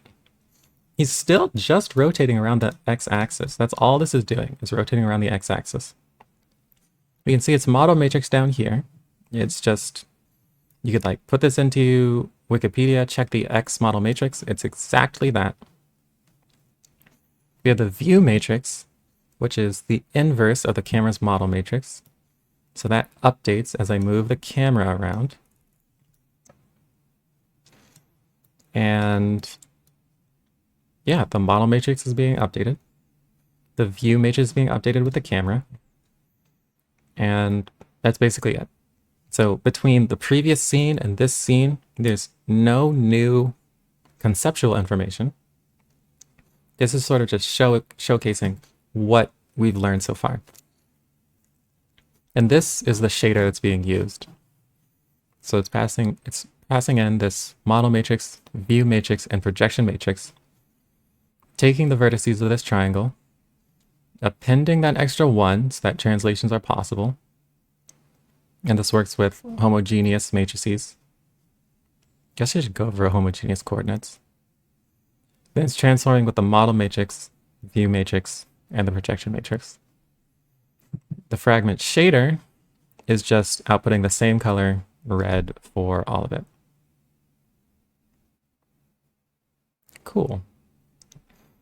And now I can do this. This is showing the same thing from a different view. So yeah, we still see this triangle, still rotating around the x-axis.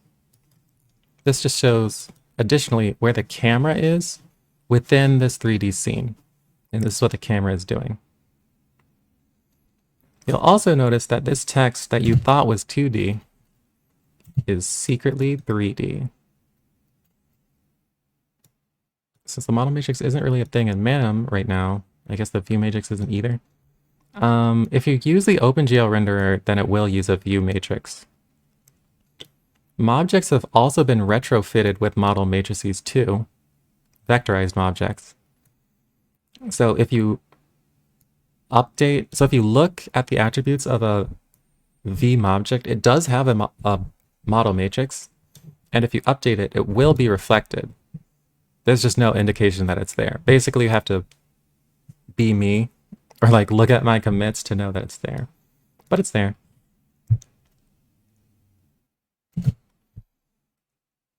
Okay, so this is really just showcasing everything we learned so far. Cool. You might wonder, okay, how is this text fixed relative to the camera? How do you think I did that?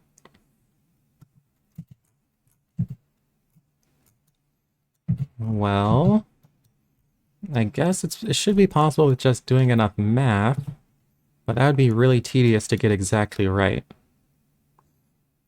The real answer is that I added these objects as a child of the camera, and I configured it so that the model matrix of this text, is equal to the product of the hierarchy of objects that it's a child of. And you know, so what does that mean?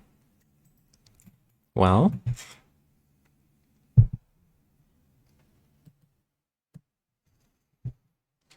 if I have an object,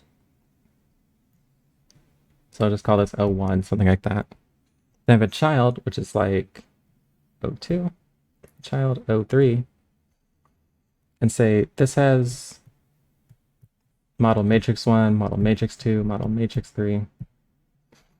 But this is configured so that the effective model matrix of O3 is M1 times M2.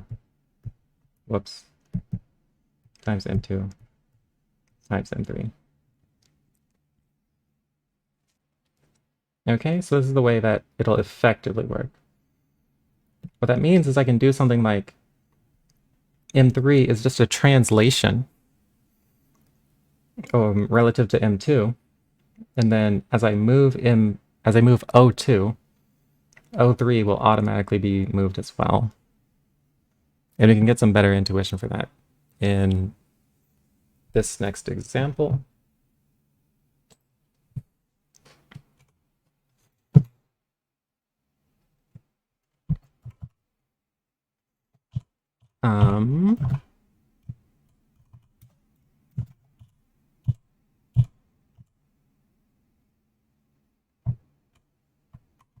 Okay, I'm going to comment this. And let's just look at what this code is doing. There's a sun and an earth and a moon. Just take my word for it. They're all spheres. They're not fancy. They're just spheres. And then I'm taking the model matrix of the sun and I'm rotating it on each frame. I'm multiplying it by the Z rotation matrix again.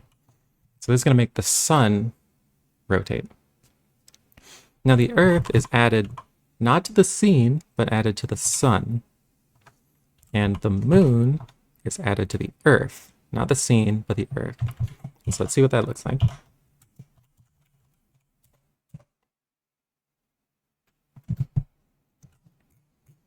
Okay, it looks like this.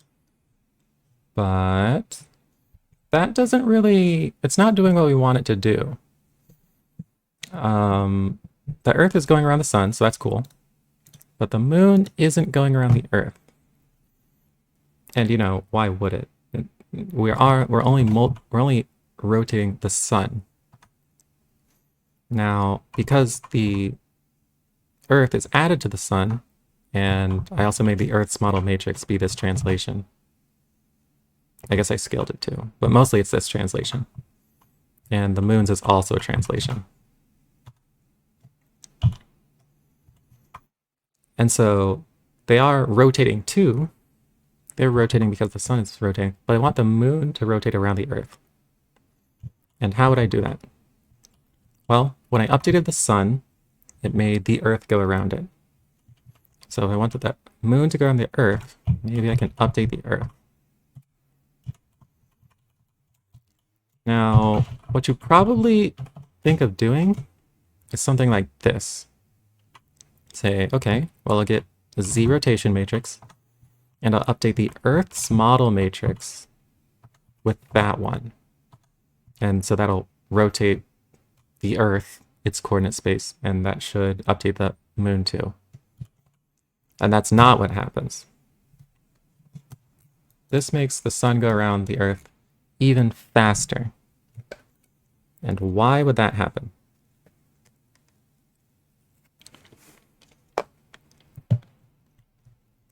I guess the answer is commented right there. But the reason is that any transformation to the model matrix is applied relative to the parent's coordinate space. If it doesn't have a parent, then it's just relative to the global coordinate space. So I'm doing this rotation relative to the sun. Well, the sun's coordinate space, which is centered right here at the sun. And so that's why it's rotating just faster.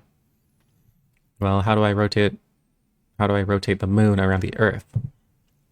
And the way that I have to do this is like this. Keep in mind, there's matrix multiplication, so the order is this one, the bottom, then this one, then this one. We're left multiplying these.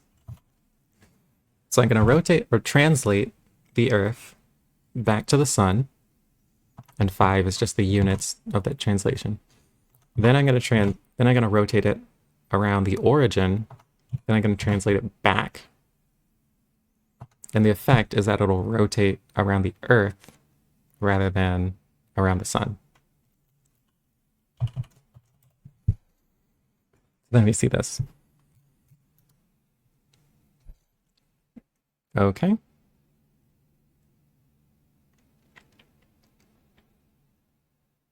So that's pretty cool. Yeah. Actually, something... No, yeah, that's fine. So then we see this, which is pretty cool. You probably noticed that this has lighting. Haven't gone over lighting yet. So, you know what?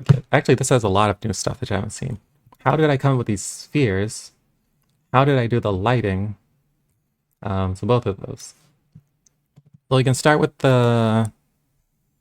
Usually start with the spheres. These spheres are... I didn't write them on my own.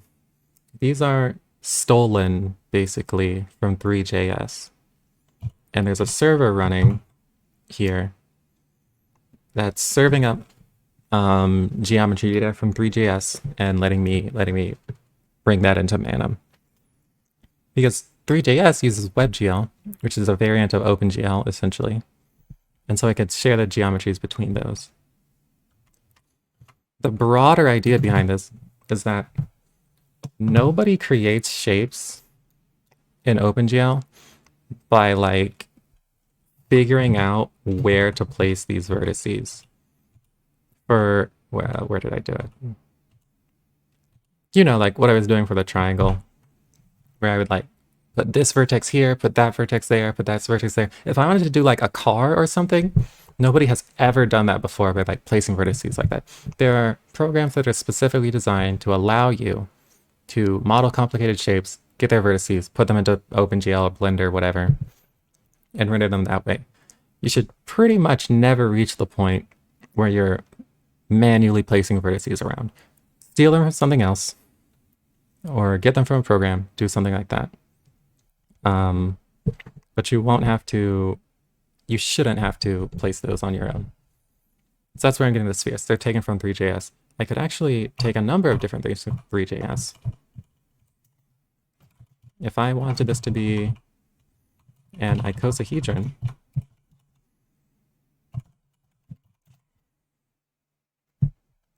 then I can do that too.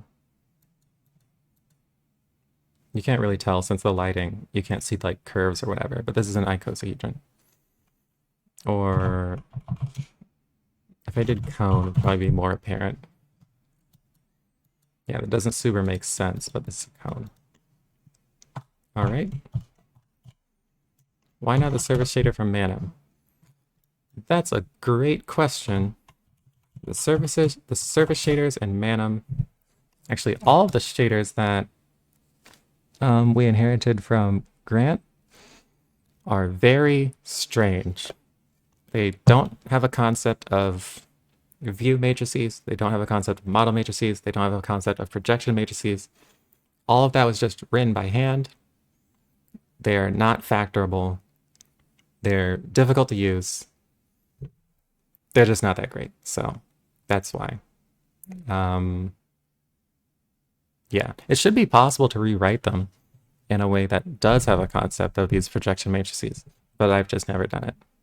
But that's why we don't use them just by default. The next thing we see is this lighting.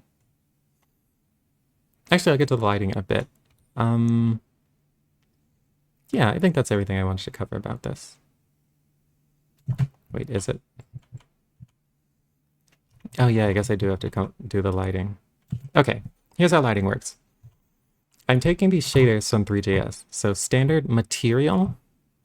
A material is essentially a collection of shaders that determines essentially the fragment shader. Comes with the fragment shader. And the geometry is essentially controlling what happens in the vertex shader. So in this case, they took a sphere, that geometry, and I use it with this material called standard material. Now, standard material has a concept of lighting, meaning that if you pass in the normals necessary to determine the lighting, it'll compute that for you. The reason you have to pass in these normals is because, as you know from seeing fragment shaders before, they have to determine the color for each fragment essentially manually. You have to figure out how to do that with math. And you'll need a few things to do that naturally. You'll need the position of the lights, which are being passed to this shader up here. But you'll need the position of the lights, color of the lights, how strong are the lights. You'll also have to know, a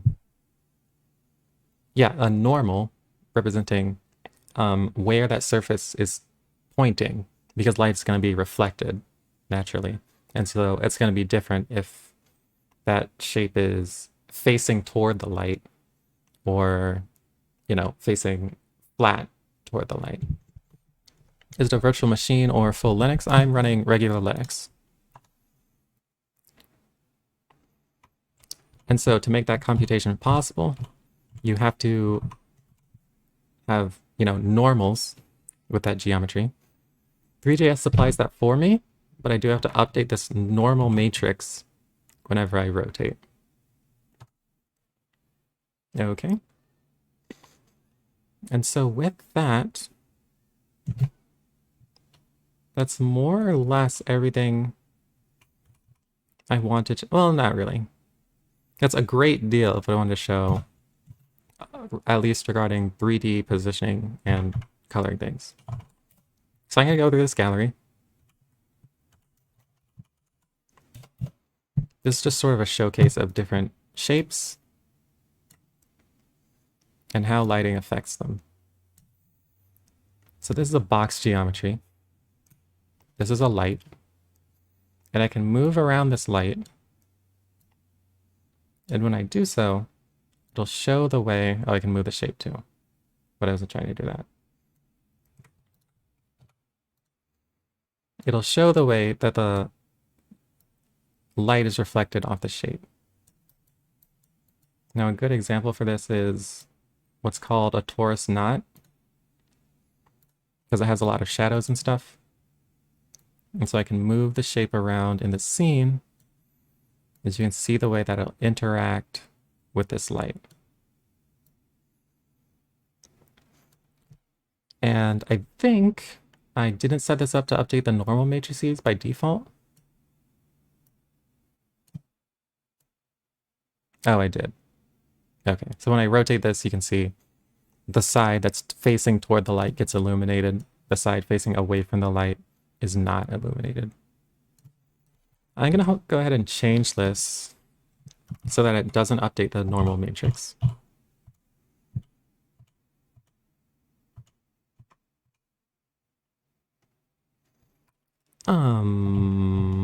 If I can find that.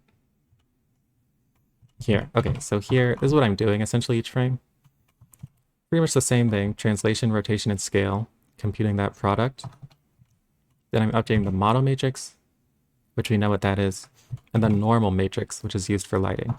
And I'm going to not update the normal matrix.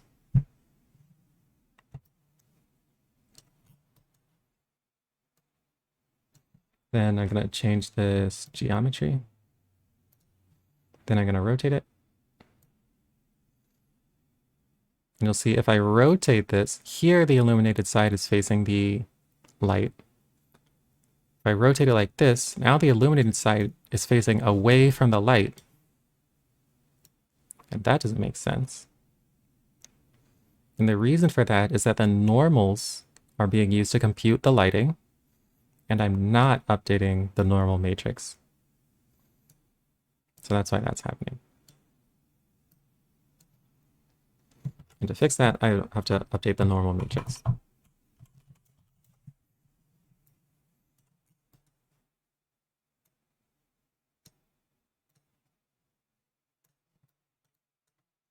And now when I rotate it, the illumination works properly. Okay. One other thing to take note of. you can see here that this is what's called a standard material. This is essentially a shader controlling well, it's like a material. It's like the coating on the object. There are different materials. Standard is like more or less the most useful one, the most like quote unquote realistic. There's also a Fong material. And you can see when I switch this, it gets more shiny. It doesn't disperse the light as much. And it looks like that. And there's what's called a basic material, which looks like this. So the basic material doesn't respond to light. This is essentially what we had before when we just had frag color equals whatever. We just have something there and that's it. Nothing fancy. And then it doesn't respond to light. Now, if you really wanted to figure out lighting yourselves, there are some resources on that if you just like Google around, where you will actually use like the color of the light, the color of the material, the shininess of the material, the how rough the material is, things like that, and the normals. And you can figure out what computations are happening when the Fong material computes this light reflection, or the standard material computes this reflection. If you really want to do that, that's way beyond the scope of this though. I just wanted to give you some intuition as to what's happening here. So that's lighting for you. Okay.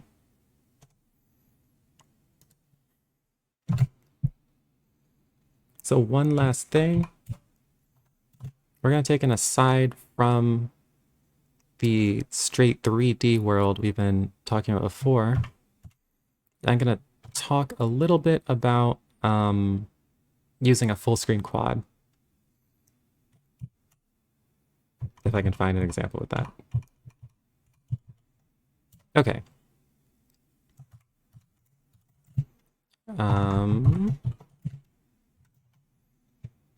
I got the example scenes. Oh, wait.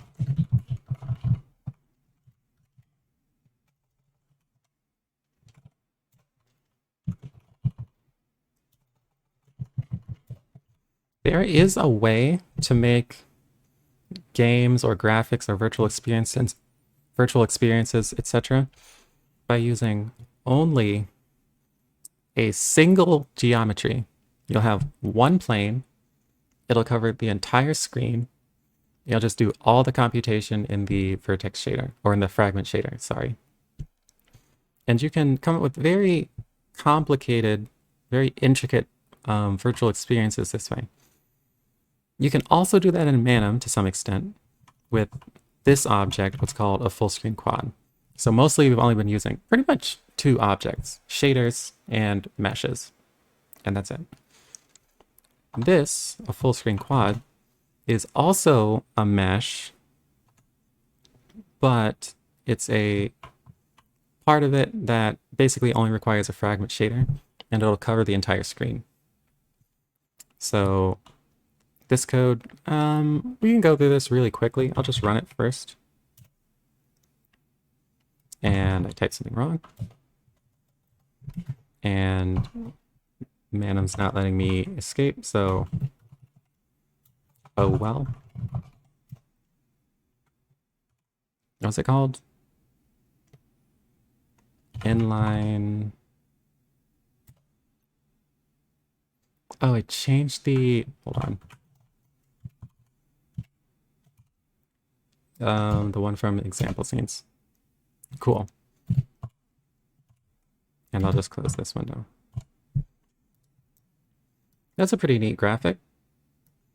And this is essentially, it's a single plane that's covering the entire screen, and it's running this code. So we can go through this a little bit. GL frag chord, what's that?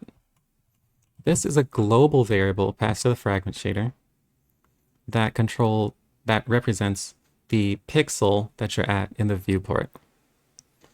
So this is probably like 720 by or 640 by 360, something like that.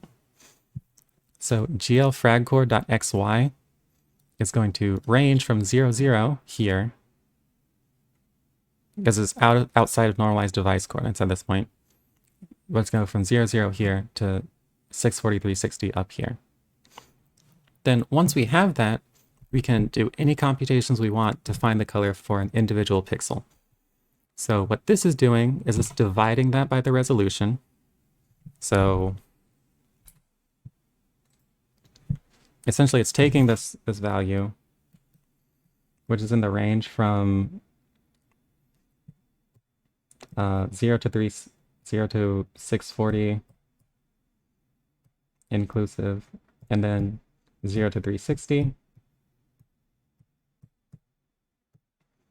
And it's dividing that by the resolution, 640, 360.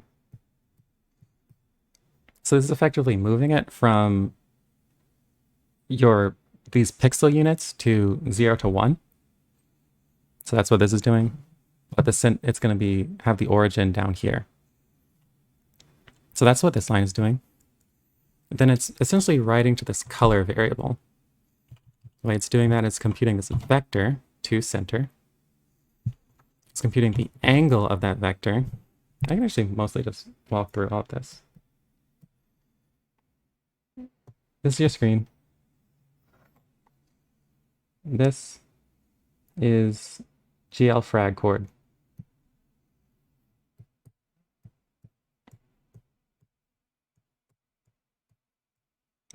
It's computing this angle to the center of the screen. So it's taking half, half, and it's subtracting ST. So this is to center.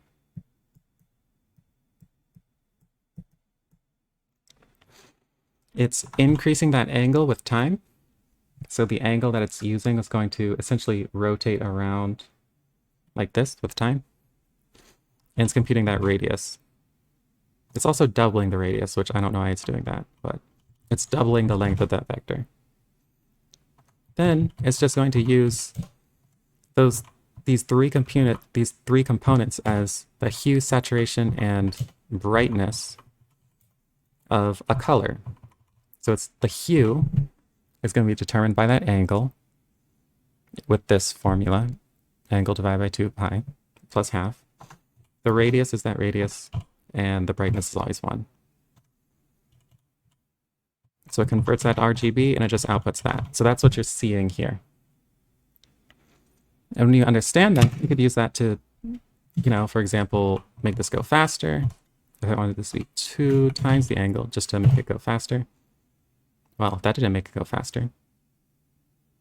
But you can see like what it's doing. It's now computing the color using twice the angle instead of once the angle. If I wanted this to go faster, I should do this, I guess. There, I kind of know what I'm talking about. Yeah, okay. Now this is doing a computation with, oh, whoops. That is not the button. With 3 times, oh, wow, that's trippy. Cool.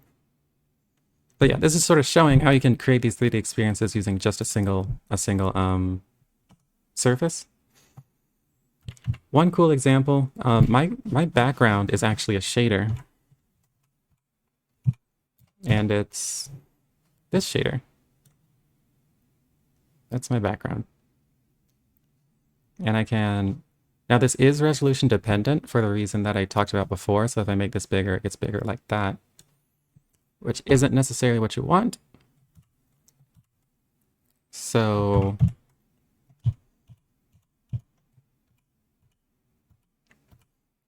if I wanted that to look bigger when I make it larger, I can double that. This actually makes sense with that prior question I got about, does OpenGL have to know your screen size? And the answer is sort of, like, if you don't give it information about your screen size, it'll do like the right thing, but it just won't be necessarily the right shape. Okay, that's my background. And you may be wondering, where did you get this shader? Did you write it? No, I did not write it. I got it from ShaderToy. And you can go to shadertoy.com and it'll let you like play around with shaders that are written this way. This is not using most of the concept that we learned in this. This just has a single surface. It's all passed to a fragment shader that's right here. And you can just play with it that way. So for example, if I double the time here, that should make it go twice as fast. Or not. Oh, this is typed, I guess. So that'll make it go a little faster. And you can do like arbitrarily complex things this way. You can just go to shadertoy.com. You can just see like all the creative things people have done using just a surface like this. And some of them people have created like entire like worlds. I really appreciate you taking the time to walk through all of this. Can't wait to watch what I missed later. No problem. Hope you enjoy it. But there's like tons of super cool stuff that people do with just the fragment shader. All right, cool. I think I'll stop that so it doesn't burn up my GPU. If you want to learn some more about how to do this, you could look into the Book of Shaders. That's another good resource for doing things with just the fragment shader. And it'll go over like, you know, how colors are computed, how you can mix colors, how you can shape things using functions, etc.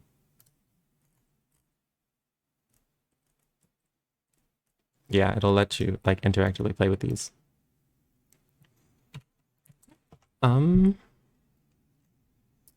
One other good resource that I should mention before I finish up here is, I don't know the name of it, jcentel.com. But I'll just put these in the chat. These are good resources for learning about model view and projection matrices, and they helped me a lot in learning them myself. So I'll link that one. That goes over model view and projection matrices. And this one goes over specifically projection matrices.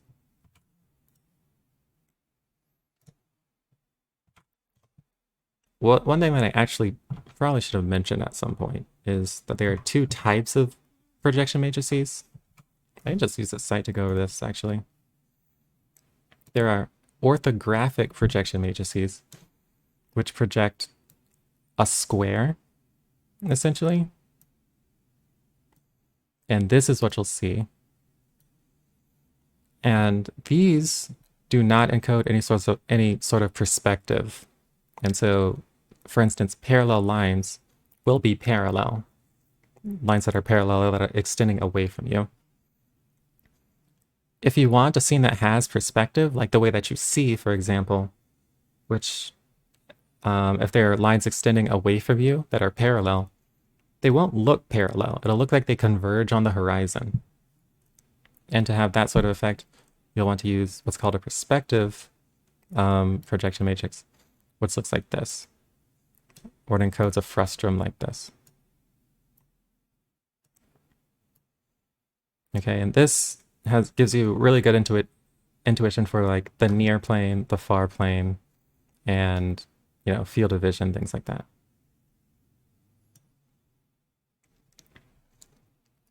Okay, so that's definitely worth looking at if you want to get into the nuts and bolts of this. And with that, I'll show you this cool thing I made. That's a nice animation. Now let me get rid of that. That's a nice animation. Pretty cool looking. And this doesn't do anything that you don't already know. This sphere is just a sphere. I took it from 3JS, basically. This cube is just a cube. You know how you could do that. This cone, you know how you could do that, but you know not to do it. You know to. Well, if you really wanted to write the code to do this, it'd be probably a good learning exercise. But I just took this one. And you know how to move the camera. That's just the view matrix. You know how to put lights in. You know to update the normal matrices to make the lights work properly. The only sort of mysterious thing is this M. So you may wonder how I did that. And if you ask yourself, well, did you did you place all those points manually? The answer is always no to that question. This is what's called an extrude geometry, which is a concept of 3JS as well.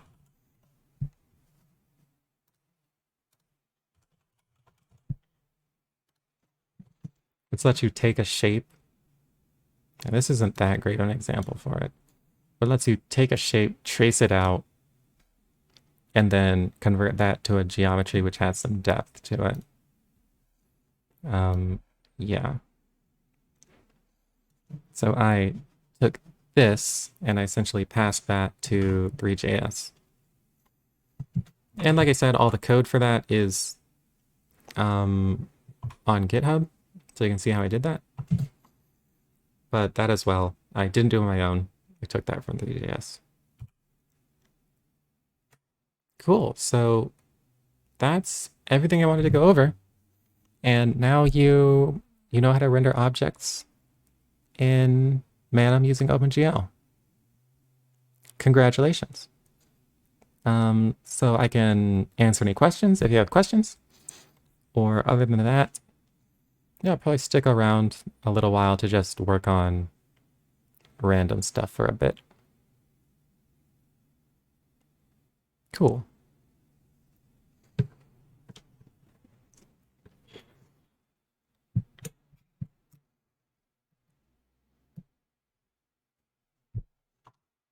No, I didn't mean to close that. I meant to keep it small. Like that. When to use triangles versus triangle strips? Well, you can use either. It's sort of a matter of what you're trying to do. I think triangle strips is useful if you're basically making something that's shaped like a strip. I think it's mostly used for lines. It's like if you want to make a ribbon, then triangle strips will let you pass in like this point, this point, this point. It'll do that. Then for each subsequent point, you can add one point, it'll just automatically do that. Then add another point, it'll automatically do that. At another point, it'll automatically do that. And the benefit of this is that if you're making a shape that's shaped like this, you get to save a bunch of vertices automatically. So you don't have to figure out the index buffer to do this. So that's when you'd want to, essentially. And there's also triangle fan. If you, I don't know, yeah, gotcha. Triangle fan, you can put in vertices like this. It'll do that, pass another one, it'll do that, pass another one, it'll do that, etc. So that's what that's for.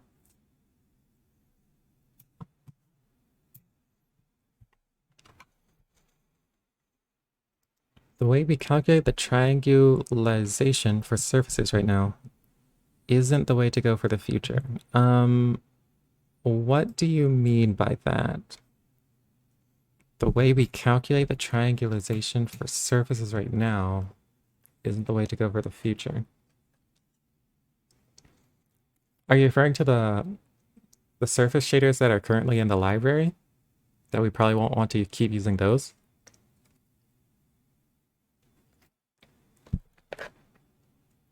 Mm-hmm.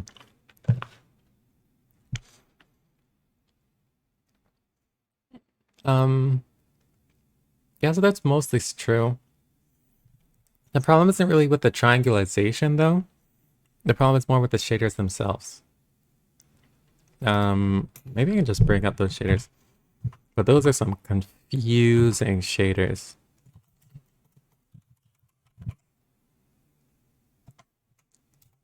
It's like open Manim render shaders. And I could go to like quadratic Bezier fill. Actually, I think the surface ones might not be so bad. No, yeah, they're bad. Okay, so this is a shader that Grant wrote. And now we get to make fun of his is shader code. Okay. Oh wait, why does this is not focusing for some reason? It's cursed. Something to do with that, I guess. Okay. So this is taking in a vec3 point. Fine. It's calling this function position point into frame. What could that do? I think I can find this. Inserts position point. Okay, position point into frame. It has this option if it's fixed in frame. But it's going to take the point, subtract the camera center, and then rotate that point based on the camera's rotation. This is essentially a view matrix. This position point in the, oh man. Position point of the frame is transforming that frame as it should be relative to the camera's center and rotation. But it's done by hand. Then, let's see what this is doing. Get rotated surface unit normal. I think this is just computing the normal. This is probably like, I think this is fine. This is just being done because his surfaces account for lighting. The colors just passed as a varying. Then this position is moved by this get GL position. Thanks for the tutorial, it was really helpful. No problem. Then you can say, okay, what does get GL position do?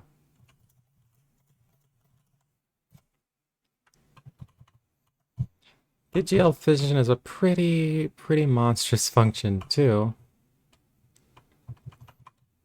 But let's go ahead and go through this example, which is if it's not fixed in the frame. And what it's doing is it's taking the x coordinate, it's scaling it. So we've seen this computation before. Divide by the world space x coordinate and multiply by 2. So we've seen this before. This is essentially applying a projection matrix that has this perspective scale factor. So the further it gets away, it's going to make things smaller. So this is computing perspective. It's doing it like this. And then I don't know what this is doing. If the perspective scale factor is greater than 0,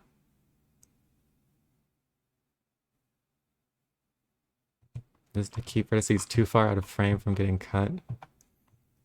I think this is his way of getting around the near plane and the far plane. From this comment, at least. It looks like he doesn't want things to get cut if they move too far out of the frame. And so he's doing this. But this is essentially a view matrix and a projection matrix, but they're not matrices, and they're very difficult to like follow things through. And so that's why we don't use these. It might be possible. It could be possible to like move this into a matrix and like move that into a matrix, but it'd just be a lot of work to try to do properly. And it just wasn't designed for it, so who knows if that's doable. Yeah. So we don't really want to use these.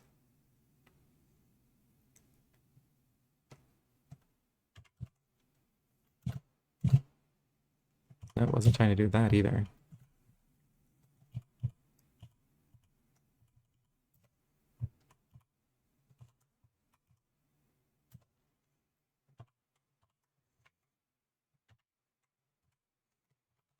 So in Manim, should we be looking towards each object using model view matrices, etc. passed to the shaders and let the GPU do the work rather than performing those operations on the CPU? Yes. If you can get away with it, it's better to do everything on the GPU. It's faster. It's basically just faster. It's faster. It's really parallelized. It's cooler.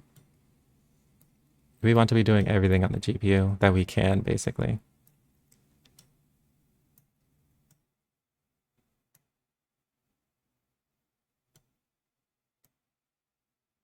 which will require some pretty significant refactoring since a lot of the code that's in Manim wasn't designed to be used with these OpenGL concepts, and so unfortunately it's going to take some work to get that working properly.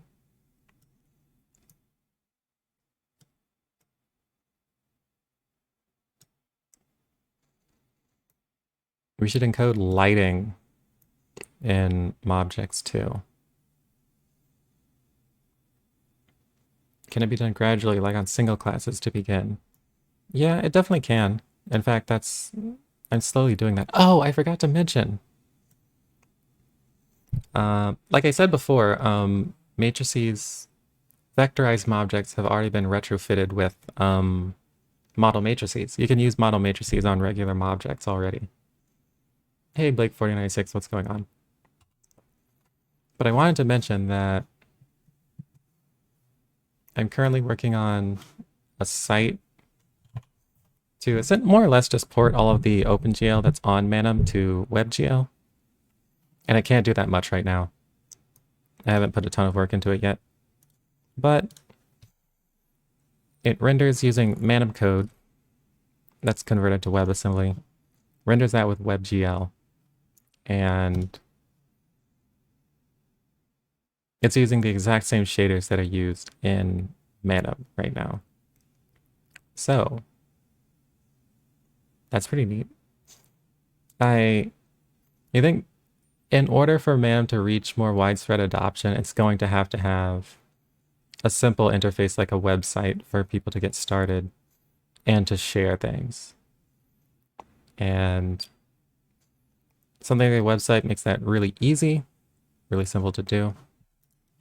And without that, I think it's going to be really difficult to get Manim more widespread adoption. I also wrote like this, which is the same thing, just like pretty basic. Oh, this is to show that you can make these interactive as well. So those will provide a way to make interactive graphics with Manim. And one day, it'll be really smooth. Right now, it can't do a ton. But we'll get there. Slowly. But we'll get there. Yeah, I just wanted to mention that. And that way, thanks, no problem. And additionally, that way, I won't have to like steal geometries and steal materials and steal lighting from Three.js. I can just use them. I can just drop them into the scene. I haven't done it. I haven't like put in the machinery to do that, but that will be possible if this is online. So that'll be super cool. What are the next steps in your opinion? For me, it's going to be getting that website to where this is as easy, if not easier, than using Manim natively, quote unquote, locally. Because I think this is just a much easier, much more useful interface to write things. So I'm going to be working a lot on that. As for what Manim should probably be doing is improving the infrastructure it has for OpenGL rendering. Most of it I think is already pretty good, but there are some changes to the shaders that need to be made. And it's kind of complicated to get into those. Basically, Manim renders curves, quadratic Bezier curves, with arbitrary precision. Meaning that if you zoom in on a Vim object forever, it'll never become like jagged. That'll never happen. And in order to do that, it makes the shaders much more complicated. I wonder if I have an example for that. Yeah, so here's some text. And, well, actually, now that we know about the near plane, we know if I zoom into this a lot, they'll just disappear. because they're getting in front of the near plane. Actually, if I use Grant's shaders, he has this workaround so that they don't get clipped through the near plane. So before I was using shaders that I wrote, these are shaders that Grant wrote. Although it's slower to zoom in on them. And no matter how far you zoom in on this, it'll never become jagged. And the trade-off for doing this is much more complexity in the shader. That makes it, I think, maybe not worth it. So I'm going to work on rewriting these by just like flattening these curves. And if I do that, then when you zoom in, it will eventually get jagged. But most OpenGL scenes have a near plane anyway. So if you zoom in too much, it'll just get cut off anyway. So it's less of a big deal for that reason. Yeah, but anyway, some improvements to the shaders, I think, are the next thing to do. And then beyond that, making it more interactive. I wonder what's going on there. Because I think Manim has a lot of potential to have scenes where, for example, you could see a visualization of some algorithm or some math concept, something. You'd see that visualization. And it'd be so cool to just have a link to like a Wikipedia page or whatever directly from that visualization. And that would make it a lot more easy to follow the concept that it's illustrating. And I think the fact that Manim can do that, but it doesn't have that ability for no real reason, is a significant detriment. I'm just looking at these shader bugs now. And that's neat. This is impossible to debug, by the way. This error will probably be here till the end of time because nobody can trace through those shaders well enough to fix it.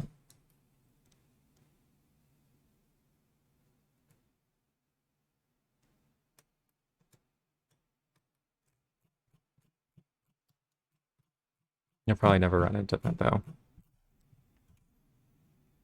Okay. Well, now that I'm done, I guess I'll go ahead and raid someone. Yeah, that was a successful tutorial. Let's see.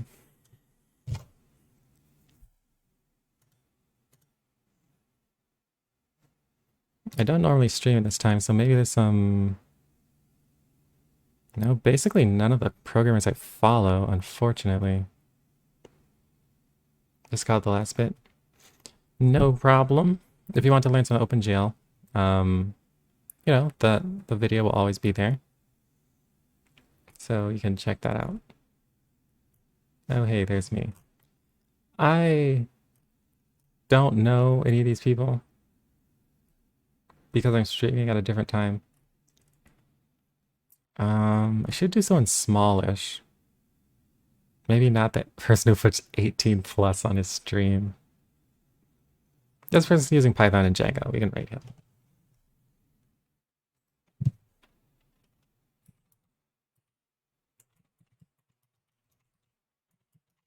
Well, let me see how long he's been going. 2.5 hours.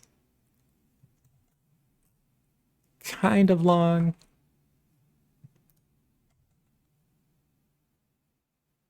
This person more or less just started.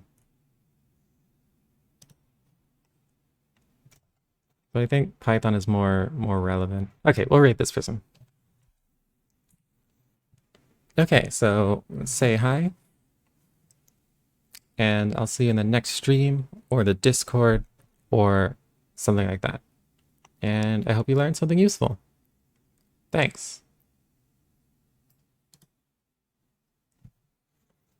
And I'll cut this for YouTube.